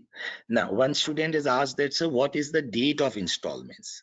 My friend, my friend, whenever that person dies, whenever the person dies, the IST is payable 6 months after that. So that is 30th September 2026. Through installments, through installments, you will get 10 years split, like September 26, September 27, September 28. So 10 annual equal installment. Now, from the due date of 30th September 26, you will move forward up till 10 years. The mock paper is available on the CBE practice platform. I have in the previous session, I told you that how you have to access the practice platform. Okay. So you have to attempt the mock paper there. My advice is that make a target that the webinar will complete on Friday. Till Sunday, you will complete those remaining sessions which I will send you so that you people can complete 3 complete papers. Then by the start of week, like on Monday or Tuesday, you people should attempt the mock and send me for checking. Please don't send it on the last day because I also need time for checking. So send me latest by Tuesday, which will be, I would say, 31st. 31st of May, so that I get 2-3 days before checking and responding to you people. Okay. Thank you, everyone. We'll continue further in the next class.